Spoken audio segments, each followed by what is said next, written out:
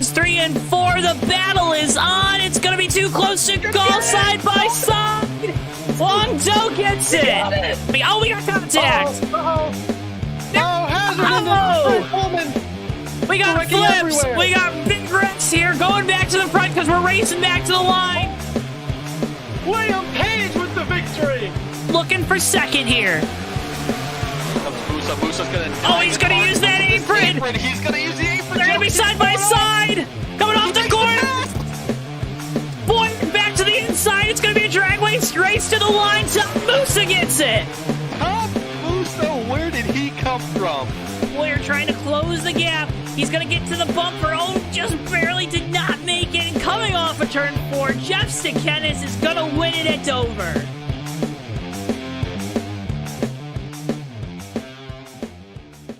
Before I wrap things up here in this segment, your thoughts on the type of race we're going to see tonight? And I would have to agree. Ladies and gentlemen, boys and girls, children of all ages, welcome to tonight's feature presentation of the USORL Cup Series Verizon 250 to kick off Season 8 of the USORL. As always, folks, I'm your host, Joe Twancy, and alongside me tonight, he participated in this series last year. He's trading places with one of the guys down on the grid. It's Mr. Ricky Collette. Welcome to the booth, Ricky. Hi there, Joe. Glad to be back here for a night of super speedway racing with USORL. It's the night everyone's been waiting for, the opening race here. This should be a barn burner tonight. We got a big field, we got a lot of guys, and we got a lot of action that's going to be happening on track here. And I'm excited. I've been waiting. I've been kind of itching through the offseason. I don't know if I've done a race this year yet. I think it's my first one for the year on JTN. It's our second one of the year on JTN. It's your first. Yeah. I was supposed to do the first, and I flaked on you. That's okay. It was still a hoot last Saturday night with the Hangover 200. You can check that out at the conclusion of tonight's event on the JTN replay system right here on our YouTube. But right now we're opening practice, going to be qualifying momentarily to set the field up for the dual races. Ricky, those duels are always so unique here at Daytona. They are, and for anyone not familiar with the duel, just to give you a quick rundown, we do this traditional Daytona 500 style here at USORL.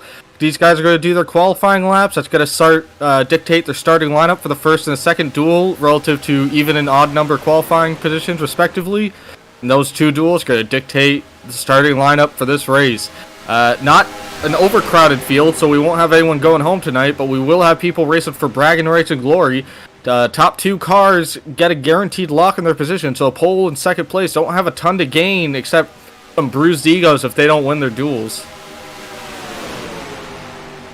Bruised egos going into the first race of the year. That's something you don't see in a lot of other sports. Big crash on the back straightaway there.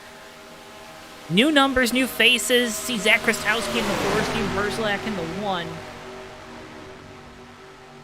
But Ricky, I mean, it's a fantastic night down here in Florida, in Daytona. We're going to see almost 30 cars take to this famed 2.5-mile super speedway for what will be 101 technically laps, 100 laps of green flags. We'll have to take that lap to get set up here. Another crash test of 45 Sean Whitehill. Again, we're going to take you through the new names and new places and new faces as we go throughout the night.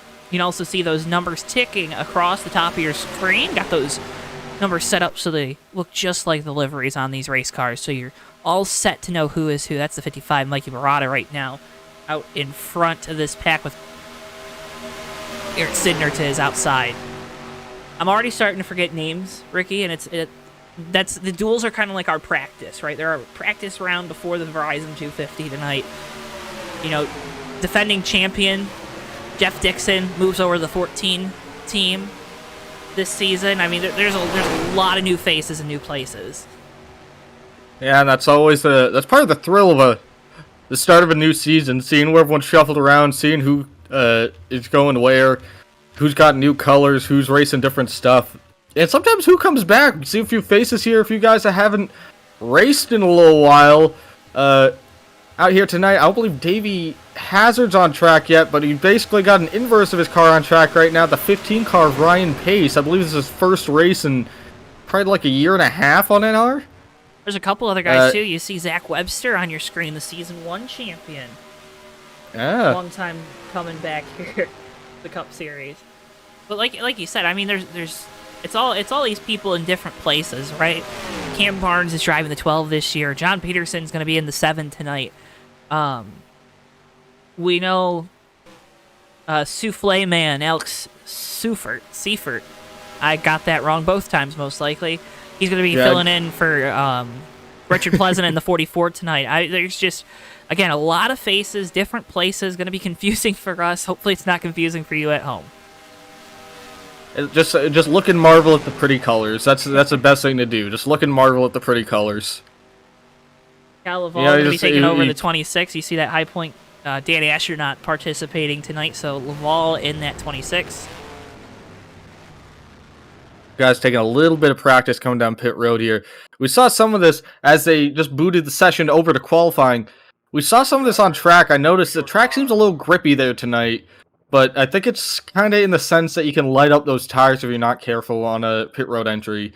So a lot of these guys are going to have to be careful tonight in those qualifying duels. I don't recall if they're going to have to stop during the duels, Joe. You might be able to enlighten me on that? Nope. Nope? Okay, well, it won't be an issue in the duel.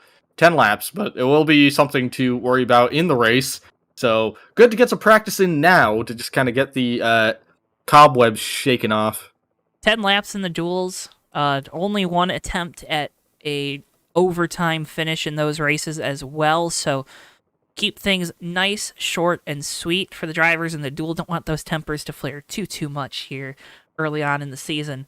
But yeah, Ricky, it's going to be a fun time here tonight. We're so glad you're joining us. Be a friend, tell a friend about us here on JTN. Make sure you're sharing our links. That helps support us so much, more than you could ever know, to get more folks tuning in here tonight to the Verizon 250, formerly known as the Daytona 250, here from the Daytona International Speedway. Ricky, do you know what today was? It was Saturday. It was David Bowie's birthday, right? Or is that yesterday? I don't know. It was Bristol, our producer's birthday. So make sure you send a good happy birthday, Bristol, in chat, because he's working on his birthday, and he isn't very happy about that. All right, he gets paid for it. He got it. If you check out the JTN social medias, again, link down in the description below, you can see him eating his birthday cake, too. So, he enjoyed it. Just me and him. That's all we got. You were still on the plane getting here to Daytona. Of course, a very busy guy you are, Ricky. Very busy, very busy. Very busy. Life is packed full right now. Just a Saturday afternoon, just so busy, doing all that stuff and things. As we're getting the groups. It's actually some of these qualifying numbers come in. Right now, who's on the pole? Give it another minute. Sean English is on the pole right now. We will see if that holds. But, again, only top two are going to be guaranteed their starting position for the race. Everyone else is going to have to run these quick qualifiers to dictate the rest of the race. Seeing a couple different names up towards the front. Henrietta Bordeaux. You saw Dewey Schramm, who won the ARCA race here last night in the USORL. Ryan Pace up inside that top 5. And, of course, the familiar name Cal Laval. Right now, rounding out your top 5 as we're still getting times coming in. And we'll get those duels lined up for you once we get those times.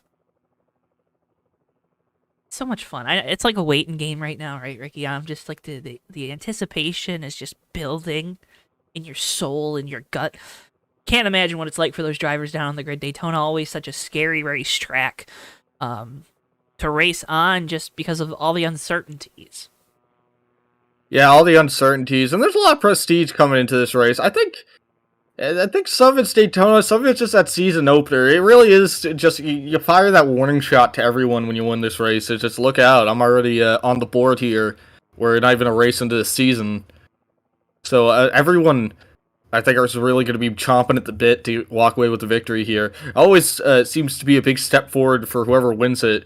Always end up talking about them for the rest of the season as a season opener winner. No matter what they do, they could dominate the rest of the season, and we're still like, oh yeah, they won at Daytona. So a lot A lot of prestige with that. As we're looking right now, looks like qualifying is just wrapped up here. 28 cars will be racing in tonight's event, looks like. So pretty decent sized field. And do you want me to run through the starting lineup here, Joe? Why don't you run us through the starting lineup for dual race number 1? Okay. Oh, my brain's gonna go salsa trying to do this. Odd numbers. Odd numbers. All right. Well, starting on pole is guaranteed pole. Starting on the front row, Jeff Dixon at a time of 47.668 seconds. Cam Barnes in the 12 will start second at a time of 47.719 seconds. Both of those drivers are locked into those positions no matter what happens in the duels. For duel number 1, though, all the odd-numbered qualified cars will be racing in one race, and all the even cars will be racing in another race, just to reiterate that. So Jeff Dixon will start first in that event. Starting alongside him in the second spot will be Tommy Bordeaux in the 57 car. Third spot will be Antonio Ruiz in the 11. Fourth spot will go to Cal Lovell in the 26th. Fifth spot goes to John Peterson in the 7 car. Sixth spot goes to Matthew Suman in the 51. Seventh position will be Austin Spencer in the 13 car. Eighth position, Darren Ingram in the 3. In ninth will be the 31 of Noah Joyce. Rounding out the top 10 will be Mikey Murata in the 55 car. In the 11th position is going to be the 00 car of... Who would you say that was? Henrietta Bordeaux. Henrietta Bordeaux. 12th position goes to the 36 machine of Dewey Schramm III. And 13th position, DJ Harris in the 32. And that will be the last... Oh, no, DJ, Harris in the 32. My apologies. Harris in the 32. I'm reading the list here and trying to stagger this in my brain. Harris in the 32. And then 14th will go to Huang Do in the 01 car, and that will be the last car in Duel 1. So that's starting lineup for Duel number 1. All right, Ricky, good job. I'm proud of you. You want me to do? Nope, you want me nope, to do you're good. number 2 right now? You're good. I got smoke coming out of my ears, Joe. I could keep going here. I'll take the fans through duel number 2. Cam Barnes and Steven Merzlak going to roll off on row number 1 in duel number 2. That's going to be Joseph Weaver, Zach Webster in row number 2. Ray Tustin and Sean Whitehill roll off in 5th and 6th in duel 2. Sean English and Zach Krastowski in row number 4. It'll be Joey Stefano and Ryan Pace. Rounding out your top 10 in duel number 2. Garrett Sidner and Jake Oakley. Jack Healy.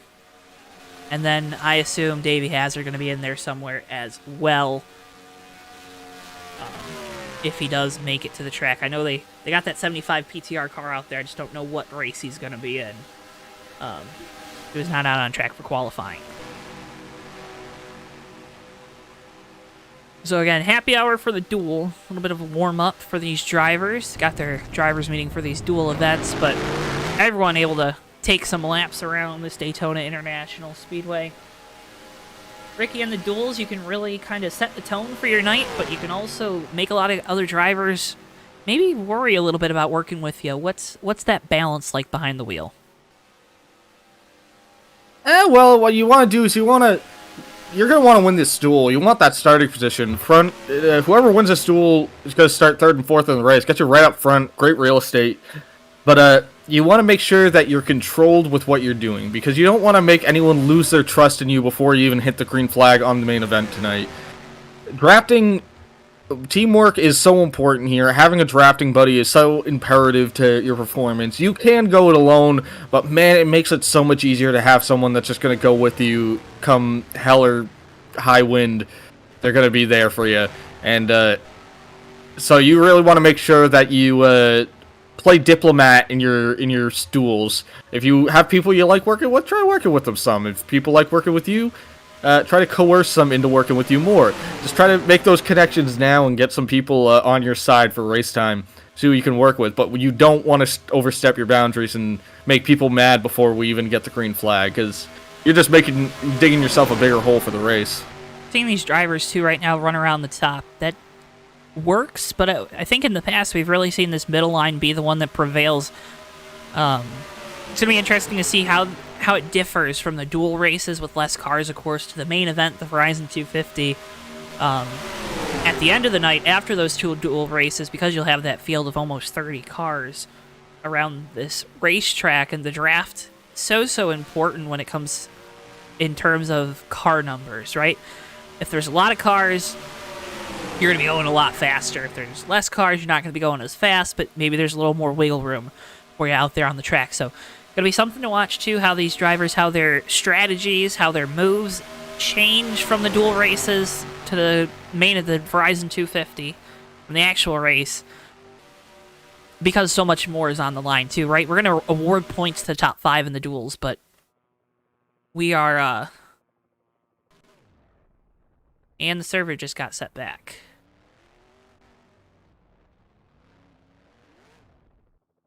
Yep, looks like everything got reset here. I imagine they're getting everything primed up and ready for the duels, which, the way that we'll have to do proceedings, I don't know, break immersion here. NASCAR Racing 2003 season is a PC computer game from God knows how long ago, 2004, 2003, 2002, I don't know. But basically, you can't, the qualifying, we have that mapped out. We have that written out on paper. So the starting lineup is there.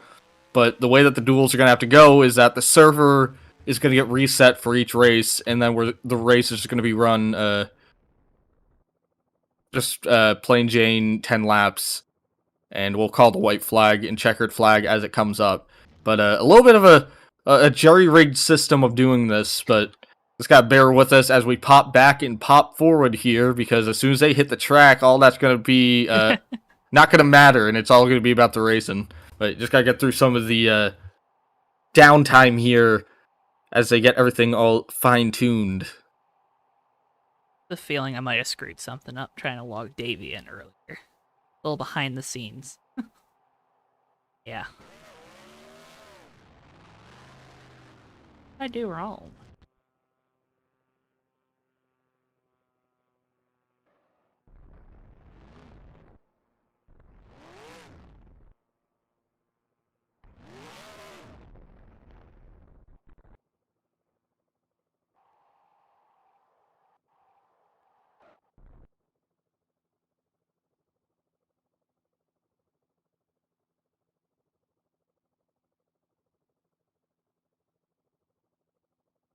And while we're getting everything sorted out here,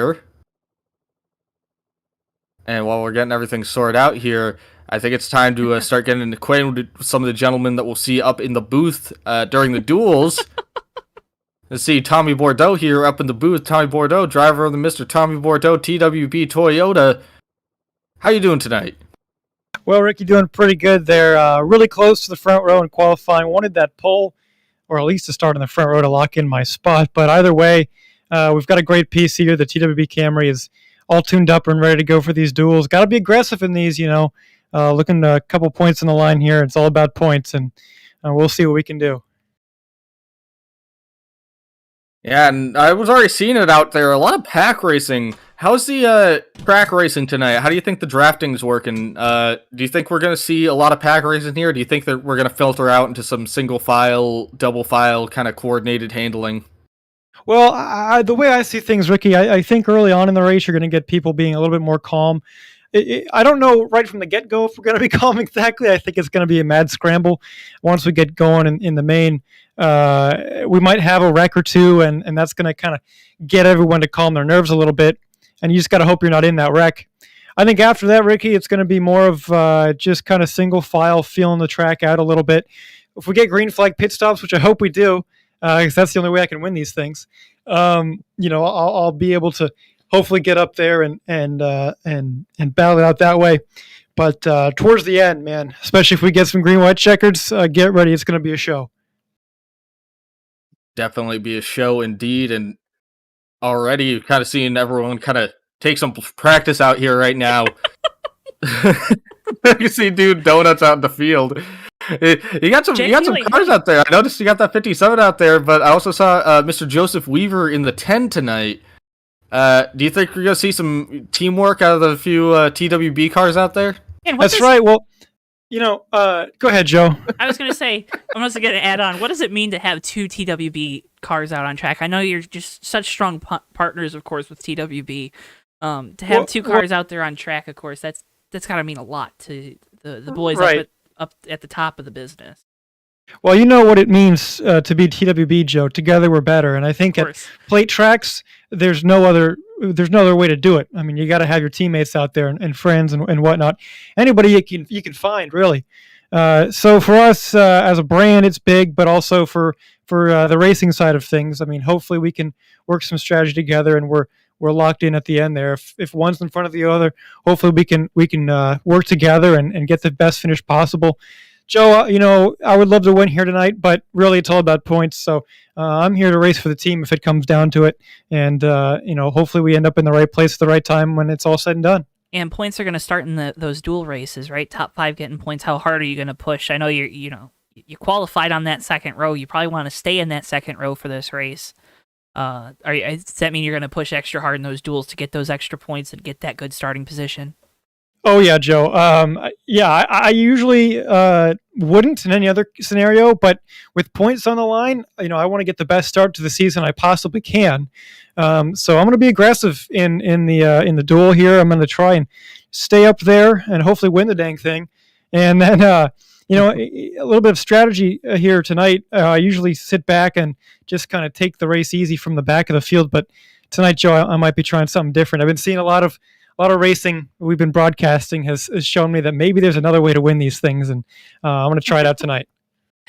It's funny how much you can learn from this eagle eye perspective. From our eagle eye perspective, I see race control down there. I know you walked out of there, right? I think a couple drivers I saw, some of the senior drivers here at the USORL also walking out of there. What's going on in race control right now? Did you see? It sounded like there was like a computer hack or something. That's why we're kind of in a little holding pattern right now with timing and scoring. Well, yeah, we just got to get some things sorted out here. Some numbers can get jumbled in the computer, and you got to make sure everything's set right for time and scoring. Joe, we don't hand time anymore. This is all electronically done. And at a track like Daytona, when the margins can be so thin between people racing out here, you couldn't hand time it. Otherwise, you'd be taking a picture of the photo finish, right, and you'd look at a newspaper for a week and try and see who wins, right? But luckily, I think we got all the issues sorted out, and sooner than later, we're going to get out on track and give these fans a show. Well, you're going to get out there on track and give these fans a show, and we know we're going to bring you back up here for duel number 2, Tommy, because you're in duel 1, right? Yeah. That's correct, yep. All right. We're going to bring you back up here for duel number 2. Looks like qualifying getting redone right now. I'm going to go ahead and send you back down into the pits so you can talk with your team and get that strategy going. Good luck. That's right, Joe. Thank you. I hope to talk to you very soon after a win in duel number 1. Tommy Wardo, driver of the number 57 TWB Technologies Toyota. Of course, you have to use TWB Technologies on your computer too, Ricky, because then you don't have those numbers getting jumbled.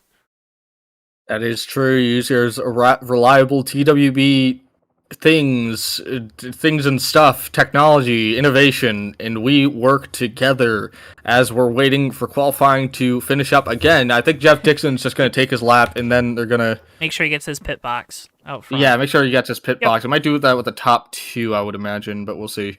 But well, we got some time to kill here. 2 more minutes. I got something. What do you got? Guess what? Guess what?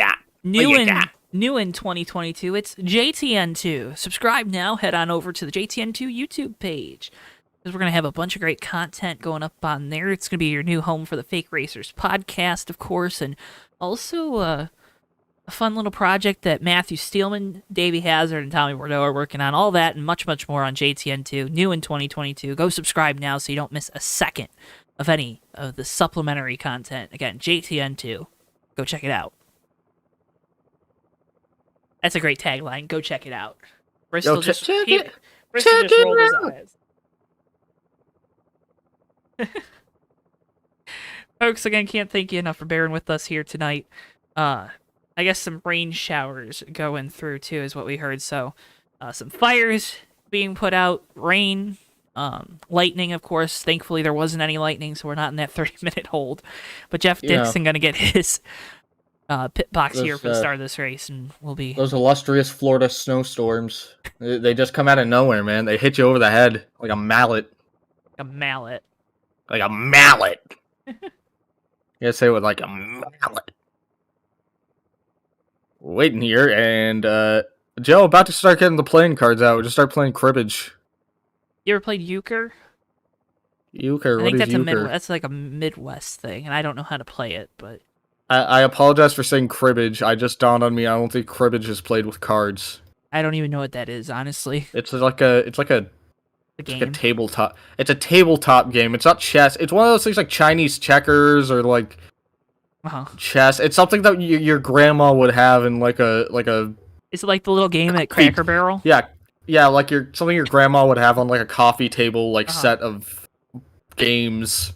Enthralling conversation here. Something made out of a nice pine wood. And make sure you wish Bristol a happy birthday in chat. Of course, the hardest working dog producer in all of sim racing broadcasting. I think that's fair to say, right, Ricky? I'd say so. He's pretty hardworking. Working 9 to 5. However the rest of that song goes. 9 to 5, something. 15 seconds here, left in qualifying. For the love of God, please get us over to the happy hour. I am out of things to talk about, Joe. The sky is blue. It's not blue, it's nighttime. Blue. It's like a dark blue. It's really black. It's a navy blue. See, the thing is, we can't sit in a booth together and not talk for this long. I guess That'd be pretty awkward. There it is. All right, race time. This is why we need folks. If you want to sponsor us here on JTN, you want some commercials during a broadcast, let us know. Email us at JoeTowNetwork, JoeTowNetwork@gmail.com. These guys get sorted up here. I imagine they're going to take the green flag for Duel 1. As they take the green flag, they'll probably reorganize real quick and get that starting lineup sorted.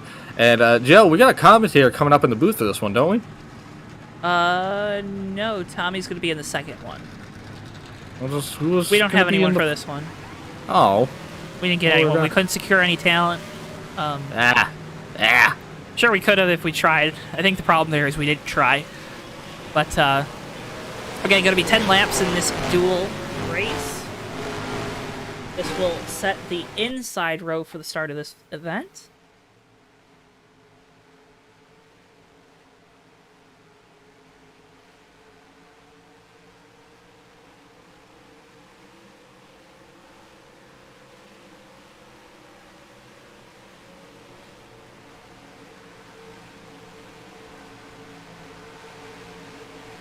They'll come across the line here, and they'll probably get formed up one more lap, and we'll be going for duel number 1 with Jeff Dixon leading. All right, so our ticker's going to be off. That's not our fault. Just want that to be made clear. With the event, so we're going to go through 11 laps in this duel. So we'll go through lap number 11. Not 10. So imagine that says 11. I think this is where I had the famous quote of use your imagination with the numbers. This is Talladega, the super speedway. But again, going to be 10 laps once we get back to the line next time by for this dual race number 1. Top 5 are going to receive some championship points, as well as, starting up closer to the front of the field for the Verizon 250. And probably about 30 minutes or so. Probably not even that, Ricky. Gonna be a fun time. Jeff Dixon gonna roll off. All that 14 team has to do is finish this race without damage. They just can't retire. So have to think that FedEx crew, Dixon, he might start towards, if he gets a good start to this race, he'll stay up front. And then, if he gets shuffled back into the pack, maybe fall to the back, fall a couple seconds off the pace, and just ride it out for the remainder of the event. We're getting around here in turn 3. These guys pacing, getting ready. This is going to be go time. The big boy pants are coming on, and the gloves are coming off. I should have saved that for when they were coming through the trial bowl. That was the best line I'm going to have all night, Joe. It's all downhill from here. It is all downhill from here. Jeff Dixon, Tommy Bordeaux, Antonio Ruiz, Cal Laval, and John Peterson, your top 5. Matthew Steelman, Austin Spencer, Darren Ingram, Noah Joyce, our Retro Series champion, and Mikey Murata, rounding out your top 10 here for dual race number 1. Field enters the AlphaTauri restart zone. Down and away we go. Green flag, we're underway here from Daytona in dual race number 1.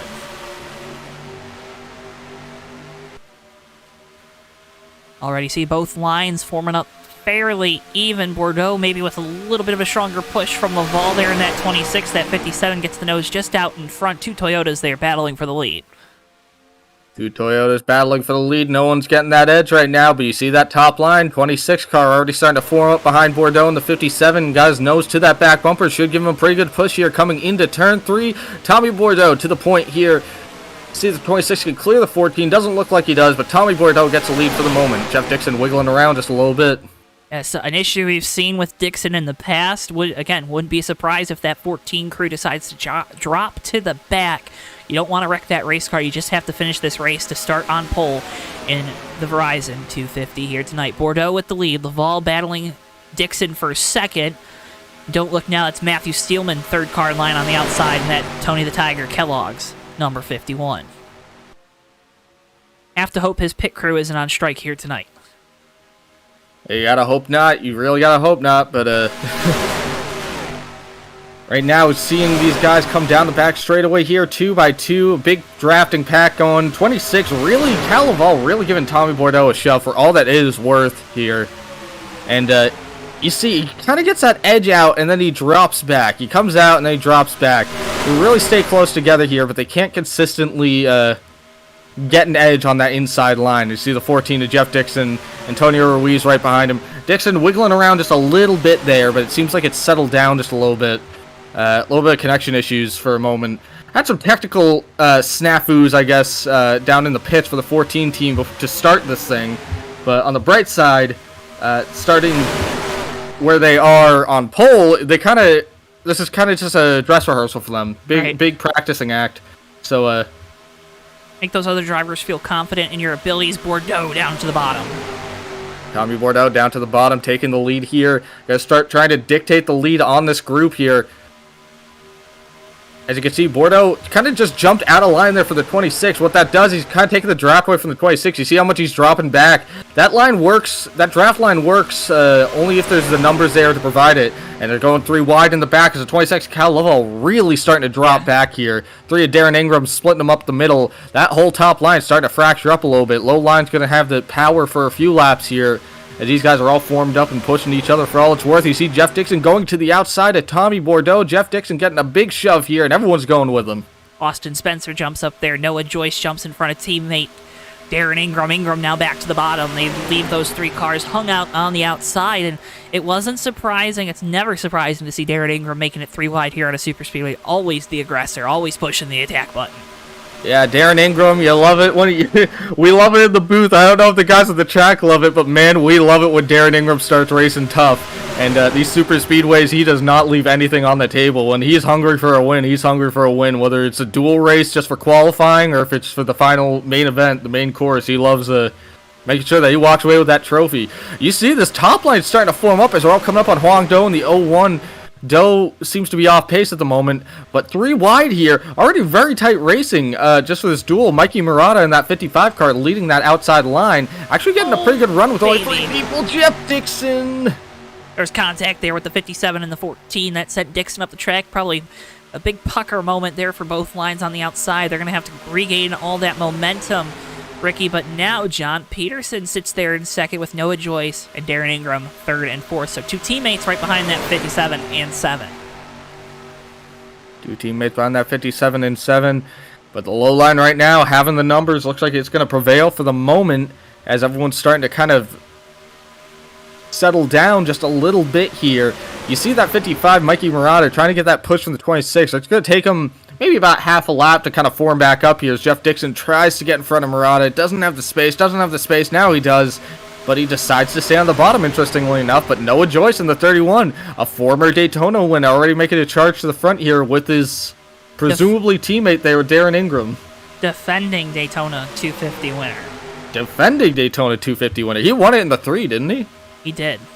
Yeah, so it's a 3 to the 3-1. And then next year he will be in the 3-2. Joyce, of course, your Retro Series champion. We, of course, couldn't make it out to Las Vegas for that season finale, but Joyce was able to hold on to that championship and now looking to start off 2022 with a victory here in season number 8. Bordeaux still with the lead on the bottom. John Peterson, Davey Hazard, and Mikey Murata now all over the back bumper. Is Dixon again having issues? That always scares me with that 14 now this year. Yeah, Dixon, there's a little bit of that connection issue. It just starts, the car starts shooting back and forth, and that hitbox stays there, so if it bounces off someone, it's that's a no-no zone. Jeff Dixon, if there's any time for him to kind of push the envelope on that and figure out what it's going to do for him tonight, it's probably, this duel is probably the best time to do it, since it's a qualifier race. This is just dictating starting lineup. But as we've been talking here, Joe, I think we're kind of forgetting the fact there's about 2 laps to go right now. Yeah, we're working lap number 9 or lap 10. Lap number 9 of the 10 laps. We coming around for the white flag next time we got by. an extra lap, remember? Yeah, an extra lap? Yep, because of all the snafus. Ah, yeah, okay. Doing it live.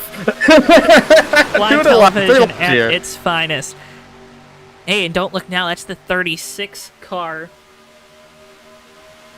That 36, of course, fielded with Dewey Schramm behind the wheel. Won the ARCA race last night here at Daytona, looking for the repeat right now in that last points-paying position with 2 laps to go here in dual race number 1. Tommy Bordeaux still holding this lead here on the 7 of John Peterson.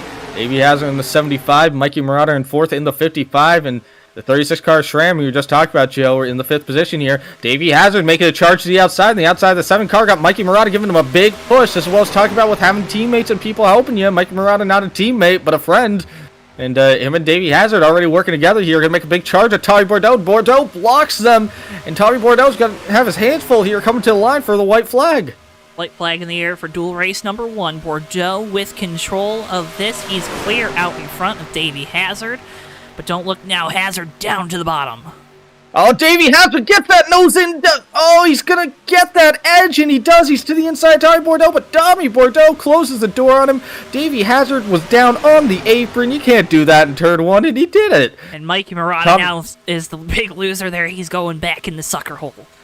Yeah, he's right back where he's got no draft and no friends there, and he's going to be dropping back big time. 31, Noah Joyce getting a big push from Darren Ingram. Are they going to have enough time to make it back here? I don't know. They're going to give it a big push here, though, but Tommy Bordeaux leads out of turn 4.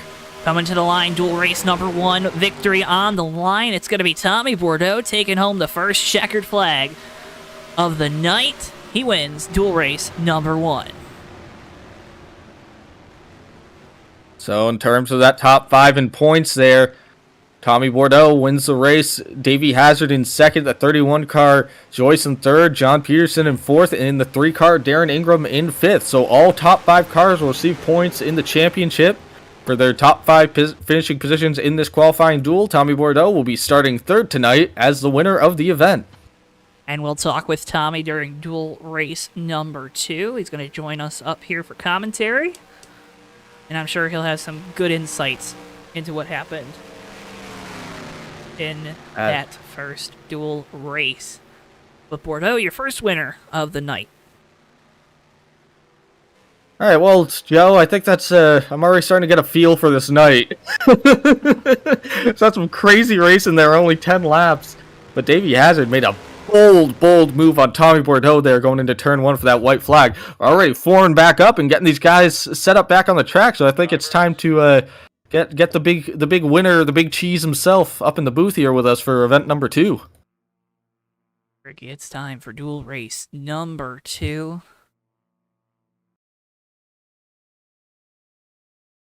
Field will get formed up here, and we'll then go green. We'll go green flag that second time by again, racing through lap number 11. Can't thank you enough for tuning in here tonight to JTN. See a lot of familiar faces as always. Welcome Ethan Mitchell, Allie Rain, Sean Whitehill, Steve Rubito there as well. Can't thank you enough for tuning in here tonight. Hope you're having a fantastic start to your new year. And can't thank you enough for spending your Saturday night in the right place here on JTN. Like Sean English's car, it's going to be a good car. 62, that smoky flame. Ghost flame. Got those gravedigger flames, you know? English won one of these dual races last year. It's going to be interesting to see how he can do. Of course, last year was in 32 Valvoline Challenger. So, a jump to the dark side. Bad looking car out here tonight. That's what happens when you got a league of painters. Yeah, I got a league of sim painters. These are all, none of these are pre-packaged or anything. All these guys made them themselves. Are we waiting on Tommy? Is he still not in the booth? I'm going to just... He had to take some photos in Victory Lane, but now joins us in the booth. Tommy, you got the headset on? You ready to go here for duel number 2? Yes, sir, Joe. I'm all ready to rock and roll here. Well, we saw, we of course had all the snafus, and we talked about it with you. Well, we had that downtime. You talked about wanting to make sure you kept your starting spot. You started off the year with points. 5 points already in that bucket. That's got to feel really, really good here. Oh, it's fantastic. It gives me a little bit of comfort knowing that at least I have a good gap to the rest of the field at this point.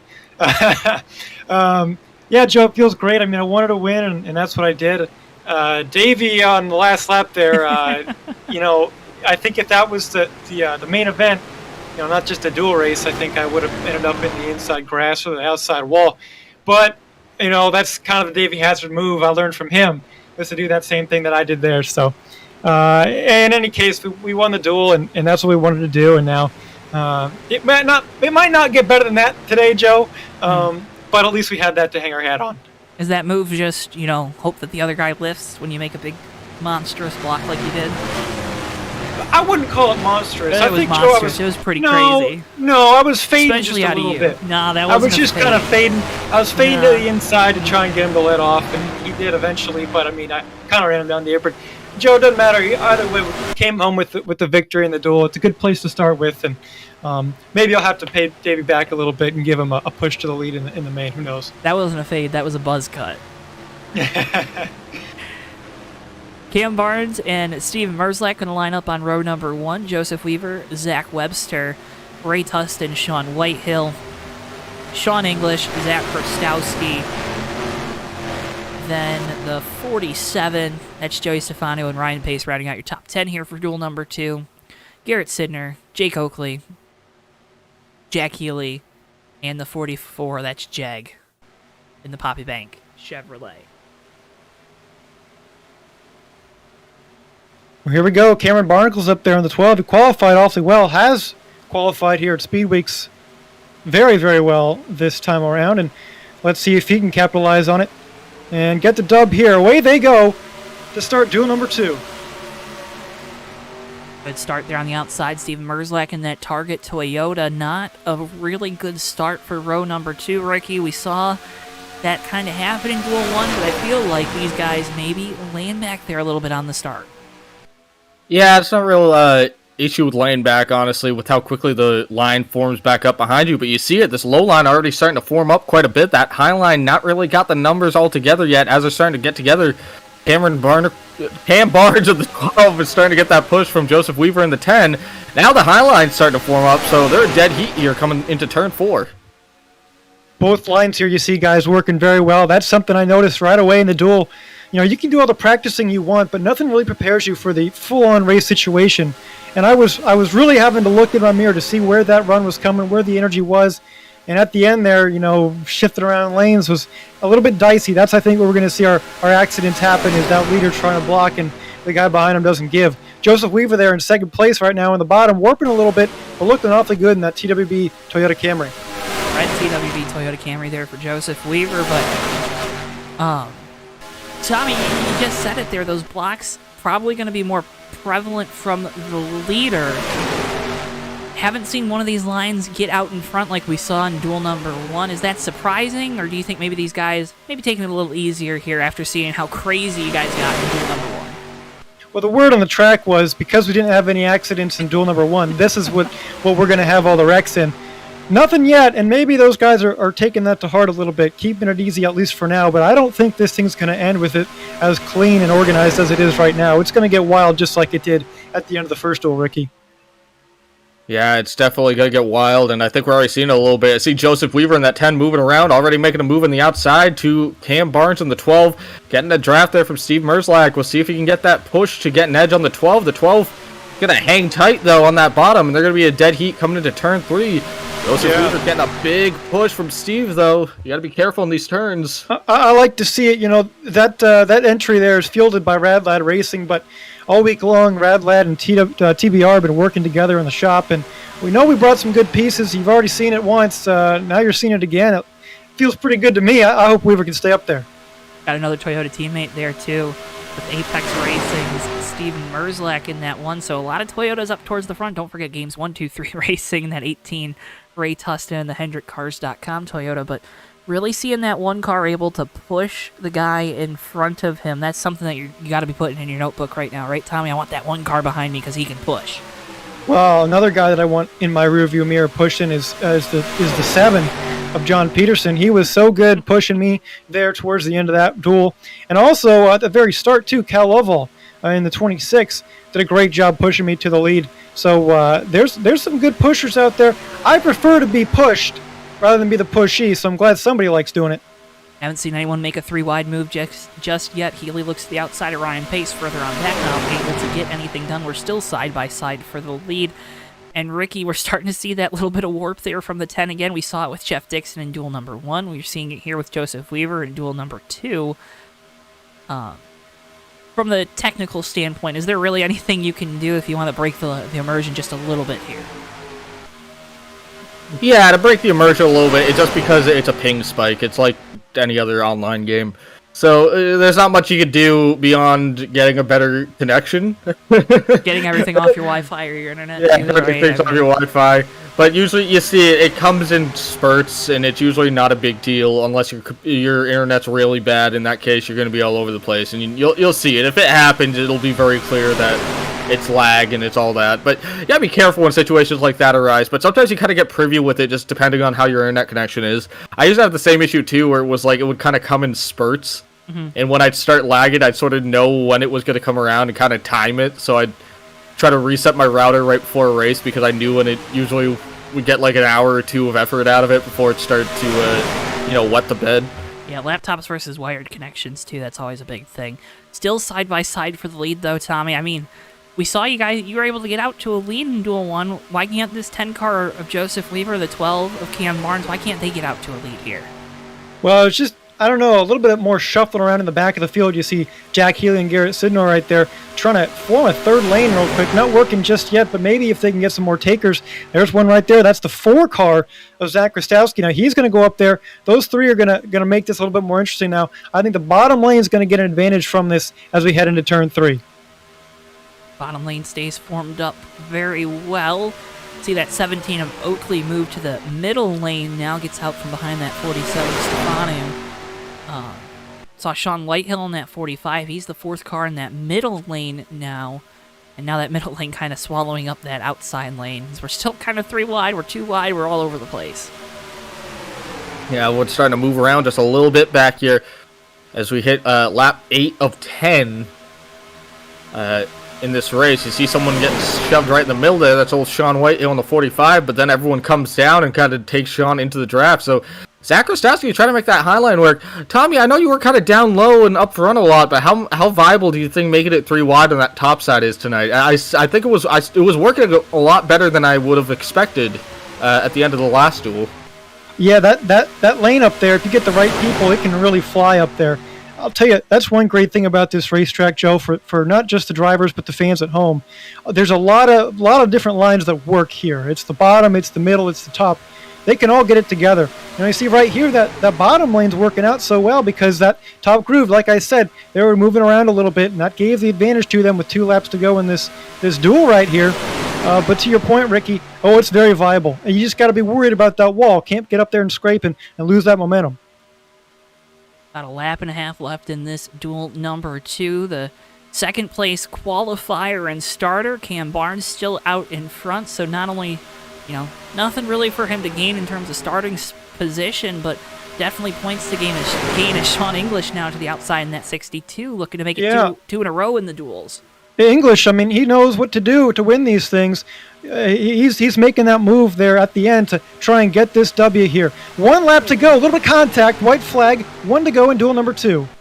Will Let's see if all these guys can make it back, or if they'll bring it back in a basket. We said duel number 2 was going to be the crazy one. Are they going to all make it to the line, or are they going to all wreck it? We'll see. Cam Barnes still holding the lead here. Ray Tustin right behind him. Joey Stefanu in the 3rd spot in that 47 machine. And then Sean English on the outside getting a big push from Joseph Weaver.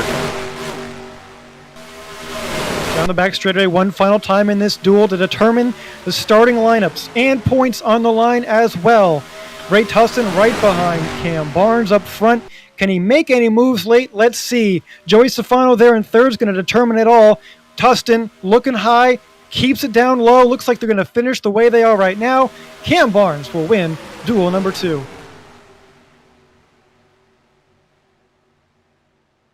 So in this top 5, Cam Barnes in 1st, Ray Tustin 2nd. 3rd spot's going to go to the 47 of Stefanu. 4th spot goes to the 17 car. And then the 5th spot's going to go to the 62 Sean English.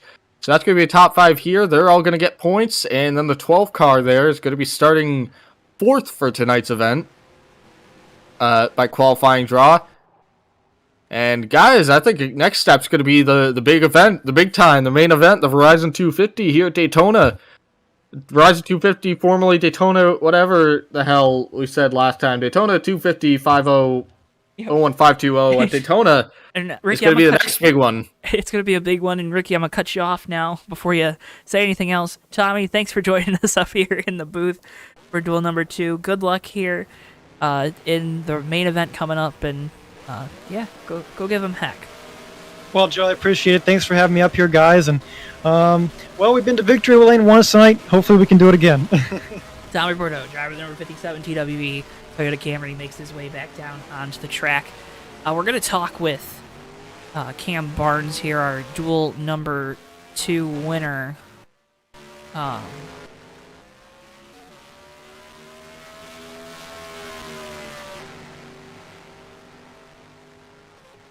Of course, everyone always has really weird names in Discord, so it's always hard for me to figure it out. I should be able to figure it out. We'll see. Yeah, I can figure it out. But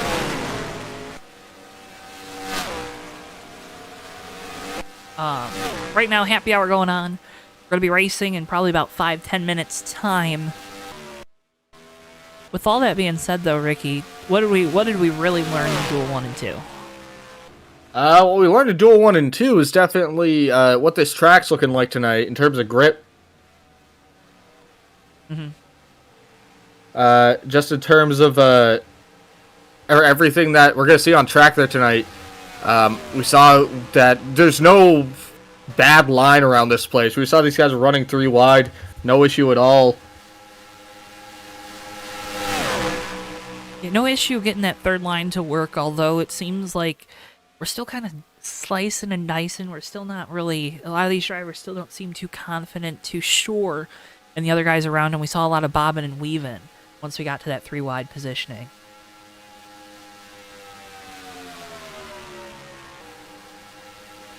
Yeah, everyone kind of bobbing and weaving, going all over the place. A lot of dicey action, and you love to see it. A lot of fun there. Try to get something sorted in the chat. Looks like we got a robot friend. Yeah, so just good job, Ricky. If it didn't come up, then look at that. No, I did. We're gonna go ahead and bring in our the robot. No, we're not going to bring in the robot in our chat. We're going to bring robot. No, we're not going to do that. We're going to bring in a guy that looked like a robot out there, though, with how perfect his moves were. Driver the number 12, Affleck. Forward. Mr. Cam Barnes. Cam, dueled number 2 victory. That's got to feel pretty good. Yeah, I mean, it's awesome to go out in brand new car and go out and win your first race, right? It makes you feel pretty good, and you know, set a great lap, got a good little hot rod, so now we get to go see what it's really worth.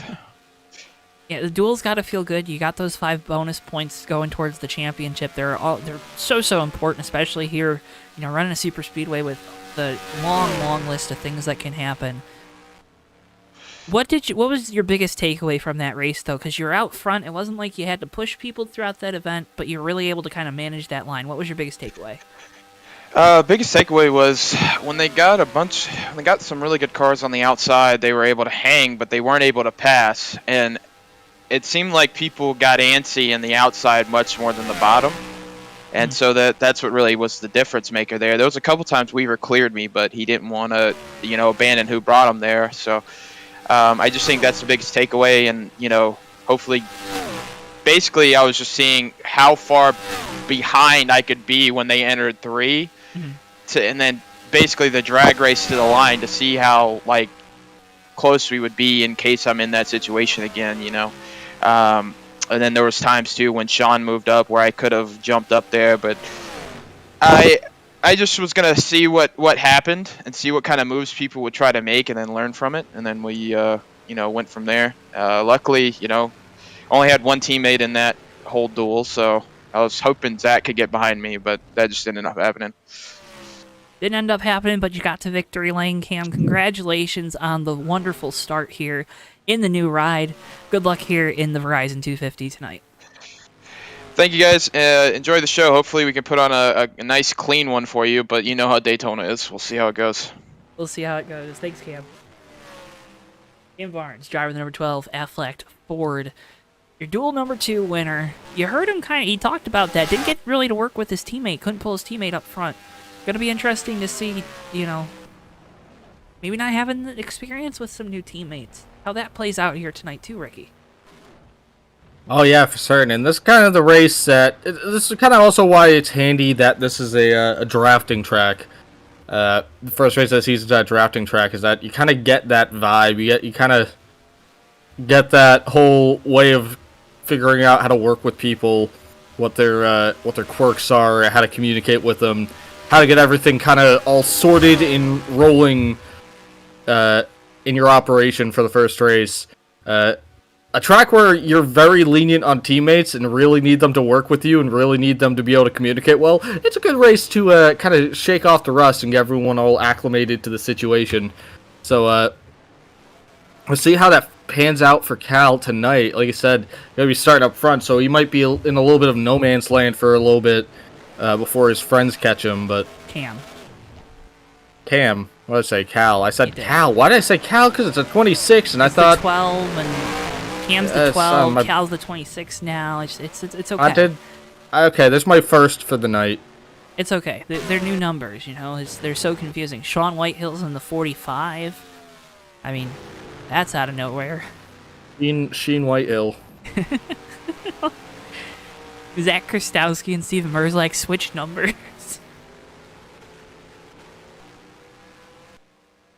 A fun time. Again, folks, can't thank you enough for tuning in.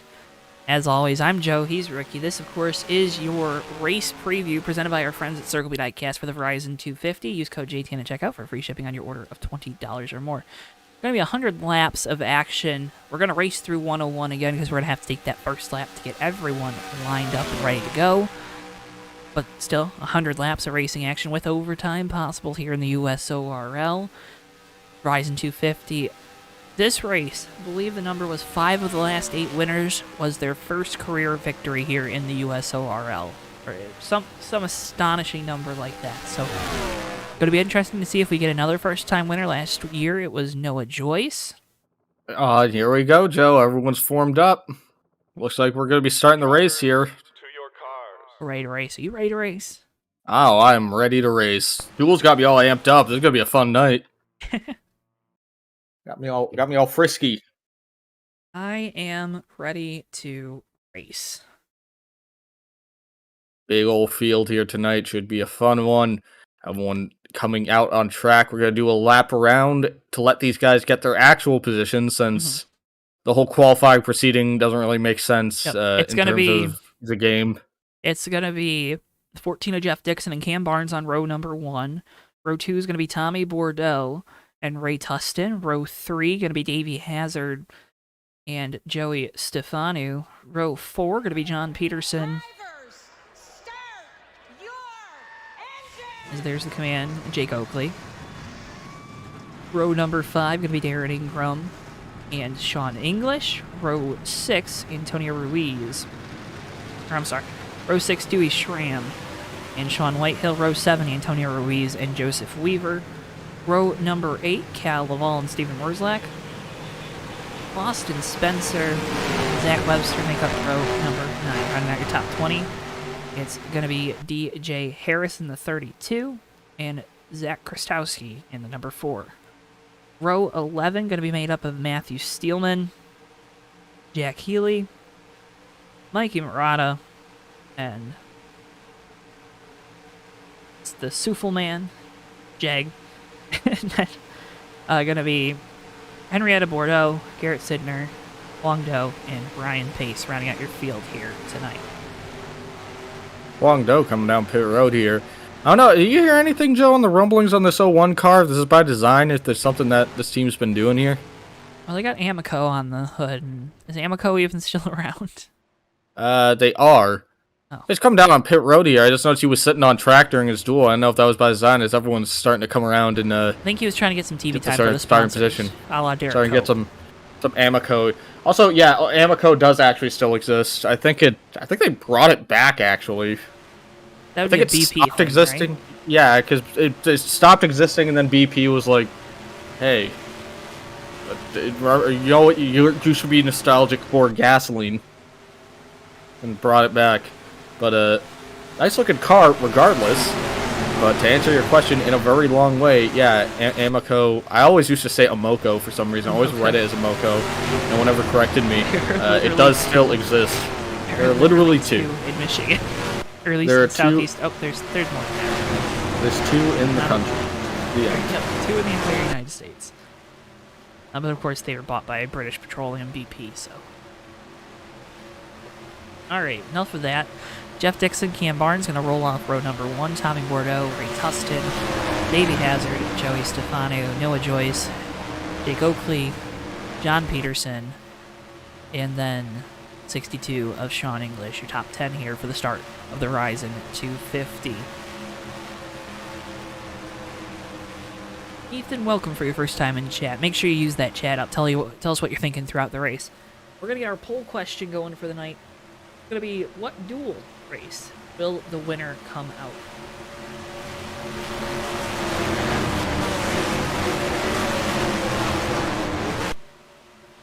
As these cars are coming into the trioval, we're waiting on Jeff Dixon and that 14 machine as they come into the restart zone. We wait on it, and we are green flag here at Daytona. Tommy Bordeaux spins the tires, big checkup, but they all get going. Already a splintered field with that tire spinning from Bordeaux. Didn't look like he was ready for the start, Ricky. And it looks like he just got caught a little off guard there. Maybe the wrong gear to start in. I don't know if they were starting in first or second, but we might get a lesson for later in terms of what gear you want to start in on restarts. That gives Jeff Dixon, the 14, a big lead to start out. But that also means Cam Barnes is going to get a big draft here as he's getting pushed by the 18 of Ray Tustin. As Tustin already goes to the outside. We're going to get dicey here because we were single file with top 7. A lot of room to maneuver early on in this race. Tustin going to try to get to the outside of Cam Barnes, looking for a push, looking for some help, looking for a friend. First one there is Tommy Bordeaux in that 57. Joey Stefano, Davey Hazard there on the bottom, going to push by that Toyota teammate of Ray Tustin. Ray Tustin leads lap 1 here, but you see everyone starting to splinter around, trying to form up. Tommy Bordeaux and the 18 car starting to draft together, waiting on that high line to come to him. Sean English kind of ducks out there and then ducks back down. Second thoughts about it, but here comes a 45 of Sean Whitehill.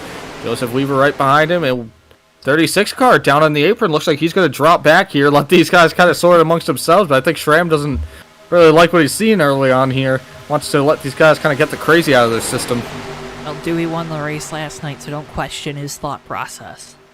Don't question his methods. John Peterson, Ray Tustin side by side right now, just outside of the top 5 and 7th. Or 7th and 8th, rather. Sean English and Tommy Bordeaux battling for 9.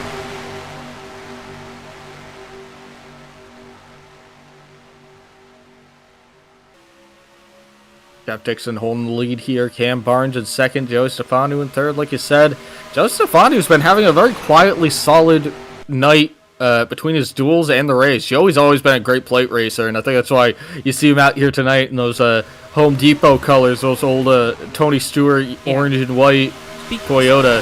Speaking of Tony Stewart, did you know Joey Stefano has more wins on the day of the Daytona 500 than Tony Stewart? Just wanted to throw that out there. I can see that. Buy it. I'd buy that. You see Sean English trying to lead this high line here. They're still trying to kind of get formed up back there. The problem is right now there's so many cars out here is that you kind of got split agendas. Is that the low line's got the number right now in terms of how many cars are lined up down there. Top line's trying to get formed up. But there's a lot of guys at the back that aren't really trying to be committed to either line. They kind of just want to ride around at the moment. And sort of let everything play out, kind of filter out and hope that these guys wreck and kind of capitalize on that. There's a lot of fast cars towards the back right now, right? I see Garrett Sidner back there, Ryan Pace, Mikey Murata, Henrietta Bordeaux. There's a lot of fast cars back there. Jag in the 44, a lot of fast guys back there. But just not choosing to push the issue early on in this race, still under 10 laps. You know, we haven't even made it to lap 10. Don't push the issue. Gotta keep that car nice and clean. Davey Hazard close together there, but they stay straight, stay true. I don't know what that means, but 62 starting to come here on this outside line, starting to get some actual momentum there. You see Davey Hazard looking to the inside, trying to get some clean air on that nose. Tommy Bordeaux really searching around the back bumper at Sean English there. Give him a big shove. And that top line's starting to form up, starting to move here. And slowly but surely, they're gaining ground on our leaders. 4 of those Toyotas lined up there on the outside. Watch to see if the 47 Joey Stefano and the 75 of Davey Hazard decide to move up, join their Toyota teammates.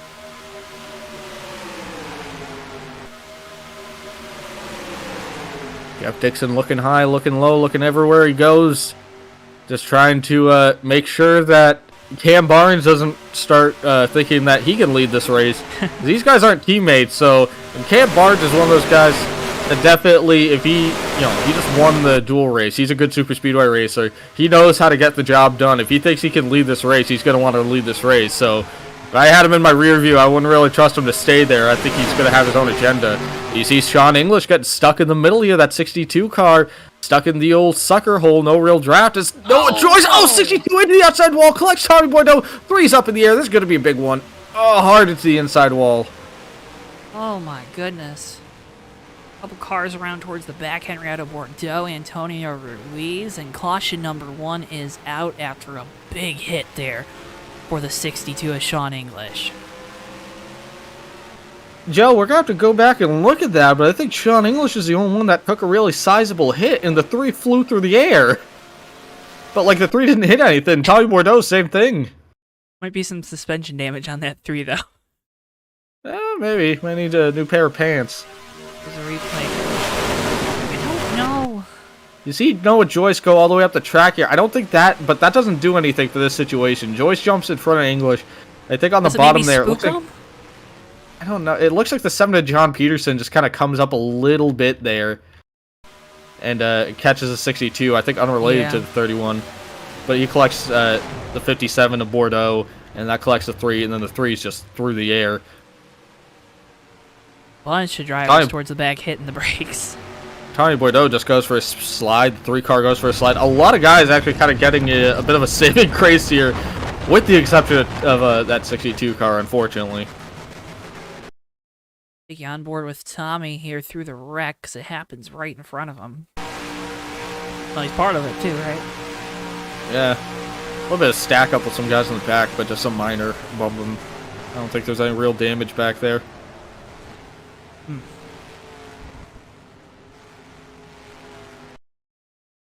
Very unfortunate for Sean English. That 62 car was fast. He's going to bring it down, get some repairs. We'll see what this looks like. We'll see what this looks like when he gets it on pit road. It's still under its own power out there. I just don't know how reliable that thing is going to stay. You see that hood's bowed up. That probably means he's got some engine damage. He's probably got some front end damage, some aero damage. Do you know if they're on moderate or realistic damage tonight? They're on moderate. Moderate. So to give a quick rundown, moderate realistic damage in this sim. Brake immersion, again, realistic is everything. If anything that happens to your car is really going to hinder the car. Moderate is that it just takes more damage to do actual engine or aero damage to your car, and it's more likely to get repaired on pit road. So it's like a softer version of full damage. It's still full damage technically, but it's much more forgiving. But yeah, that 26 is pretty messed up. There's a few quirks of moderate damage. The biggest one is you don't want to get nose damage. You do not want to run in headfirst to the wall like you see Sean English's car. That hood gets bowed up. That probably means you have engine damage. But he actually... Quick stop. Enough. Quick stop. I don't even know if he repaired damage, Joe. He might have just taken tires. That right rear tire is hanging out. Hang on, just cooling off that tire. That's a little short track trick, is you know... As one does, cut the right? Yeah, you cut the fender off the car, gets all the cool air on it, gets some extra grip on it. Doesn't really work at somewhere like Daytona in the real world because you're going too fast, but it's a video game. You can give it a shot. No one says you can't. It's a sim. It's a sim. It's a sim. It's a sim. Actually, it's a sim. Actually, it's a sim. Oh, brother. So we're actually gonna get mad at us for saying that like that. What are you trying to say? Oh man, you want to hear some good words about this game? Let's hear everything that I was seeing in the USORL Discord when they were resetting the server. People talking about this game. I think Jeff Dixon's exact words were, "I hate this game." No, he can't be hating it too much right now out in front. Can't be hating it. Oh no. Davey Hazard in second, Jake Oakley, Cal Laval, and Juan. You know the old saying? Oh, the old saying: "Don't hate the player, hate the game." I don't know who the player he would be hating for that because no one else dictates it, but naturally you have to hate the game. That's just by rule. Where's the choose cone? I don't know. Probably should have checked with them, huh? They don't have it painted on the track on this version. Yeah, so I forgot to... they choose. Okay, well let's run through quick on this. We're gonna choose. Do it live. Restart in. Yeah, everyone gets to choose what line they start in. And they can advance and lose position based on that. So if everyone chooses the outside line and someone in the back chooses the inside line, they could jump up, you know, however many spots. It doesn't matter. They have a spot on track that you have to choose before you hit that spot. And if you run over it, it's a penalty. You know, if you change after that, it's a penalty. It's simple things, but basically it's just so you can do 2 wide restarts here without having to worry about just on luck of the draw and being on a not ideal poison. line. Yeah, pick your poison. So usually there's a spot in track that they'll do it with. USRL, they make a lot of custom tracks. They usually put their own markings on it, as a lot of the more... It's such a new NASCAR thing that not a lot of new tracks do it, so usually they'll do it themselves. This one does not have it, so we'll assume that it's somewhere. They just seem like they're forming up, so we'll just assume it's somewhere. It might be Super Speedway, Joe. It might be because of Super Speedway, actually, because in actual NASCAR, they don't let you choose at Super Speedways. Did get confirmation from the 3 team that they did give Darren Ingram a new pair of Wranglers after flying through the air, so good confirmation there for the number 3 Monster Energy Camaro. Davey Hazard gonna have a great position on this restart on the outside. Davey Hazard, one of those guys, I've pushed him a few times at Daytona. There's someone that you want to be I've won a few races drafting with Davey Hazard. If there's one person that you want with you at Daytona, it's Davey Hazard. Whether it's pushing or being pushed by, he's just so meticulous, so patient about getting up here. As soon as he gets up here, it's like he never loses touch of that lead, and he's gonna be a force to be reckoned with if he stays up here tonight. Made him mad. I made him really mad one time down the back straightaway here, and just. You know, he made a move. I didn't go with him. I decided to stay in line so I could pass him, and made him really mad one time here at Daytona. I think I remember that. You know, you can deal with it. Coming back here, Jeff Dixon gonna lead him. We'll see what happens when they hit the restart zone. Hopefully, no one spins the tires this time. We're green flag back at Daytona, and everyone keeps it straight. Maybe a little wiggle on the 77 of Jack Healy, but he's fine. He figured it out. He figured it out. See, they're learning. You gotta see Sean English back there in that 90, that 62. Excuse me. He is immediately dropping back. I don't know if he got any repairs. He might have not. I don't think he actually repaired that car, Joe. I think he just changed tires and that's it. But Darren Ingram leading second. He goes to the 17 car of Oakley. And Davey Hazard on that top side getting a big push from the 26 car of Cal Lovell. That's where Cal is. And we'll see if they start coming back getting that momentum. Up inside the top 5 with Healy there in the 77. Healy won at Talladega last year. in the Cup Series and the regular season event. Yeah, I think some of these guys were just trying to I think that caution kind of helps everyone kind of get their legs here, kind of figure out what the field's going to look like for this event. And some of these guys are starting to make their way up to the front. I think they're starting to get some confidence. You see Oakley make a move to the outside here, pull in front of Davey Hazard. Going to get a push from that 75. He's going to start making a bet on himself here that Davey Hazard's going to let him make a charge to this lead, and he is 75 on his back bumper. It's going to be a hard charge to the outside of the 14, but here comes the 95 of Zach Webster, going to make sure that Jeff Dixon keeps that lead. Going to keep pushing that 14 until you can't see him anymore, whether it be because of the internet or he drops out of line. Webster there in the 95, though, doing a good job. He's, coming back into the series full-time this year. Season 1 champion, so of course has, that level of prestige that comes with being a champion here in the USORL. So already kind of reasserting himself towards the top of the field at the front. In race number 1 of what is a very long season here in the USORL. Yeah, very long. These guys basically run with... They don't run all the way with the NASCAR season. They don't run with the NASCAR season, but it's a 30 race or so. 28, yeah, it's 30 race. So. It's akin to what NASCAR does. It's like a 30-something season. It's just when it starts and when it ends. We're starting in mid-January, so there's your there's your Everyone's indication that this isn't totally accurate. Racing, right? Everyone's so starved for racing right now. Usually it is. You hit the end of the actual Cup season, and everyone's like, all right, all the leagues shut down for the winter, and then usually by January, it's like every iRacing and NR league's like, okay, where's racing? Where's racing? We need racing. We're in withdrawal. And Chili Bowl's going to be next week. Jack Healy, Zach Webster, both to the outside, putting Jeff Dixon all by himself there. The 13 Austin Spencer is going to take him a minute. Healy jumps to the inside to push Jeff Dixon. Big move, big decision from Healy in that 77 as Oakley now looks to the outside of Webster. Not going to be able to do it.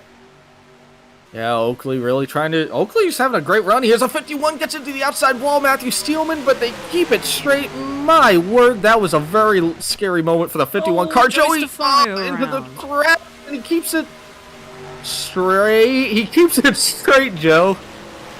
Joey Stefano never spun that thing. He just went drifting through the dirt.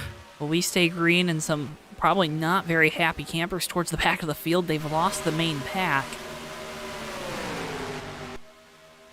See if we can't get a replay of what happened with Steelman. Yeah, I think Steelman there, that's really what happened. sets all this chain reaction off, right? Oh, it looks like Huang Do goes for the middle underneath Steelman here. Makes contact. And Steelman starts to move down. Yeah, I think Steelman wasn't anticipating him making that quick of a move, and they just make contact. He gets into the outside wall. And then everyone checks up big time, and as Stefano in the 43 is checking up, I don't know, I think he accidentally gets loose down on the apron there, almost spins it, but great job keeping it steady. Kind of probably would have been better to spin and just bring out the yellow, because now he's going to have to wait for another yellow, because he's not going to be able to draft back up to these guys. He doesn't have enough cars for them. Yeah, probably get it, right?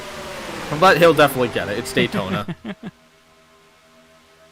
But yeah, I mean, now a couple stragglers. You got a pack of about 4 back there. Then you got that 2 tandem of Sidner and the 32 yeah, there's of some Harris. big guys here.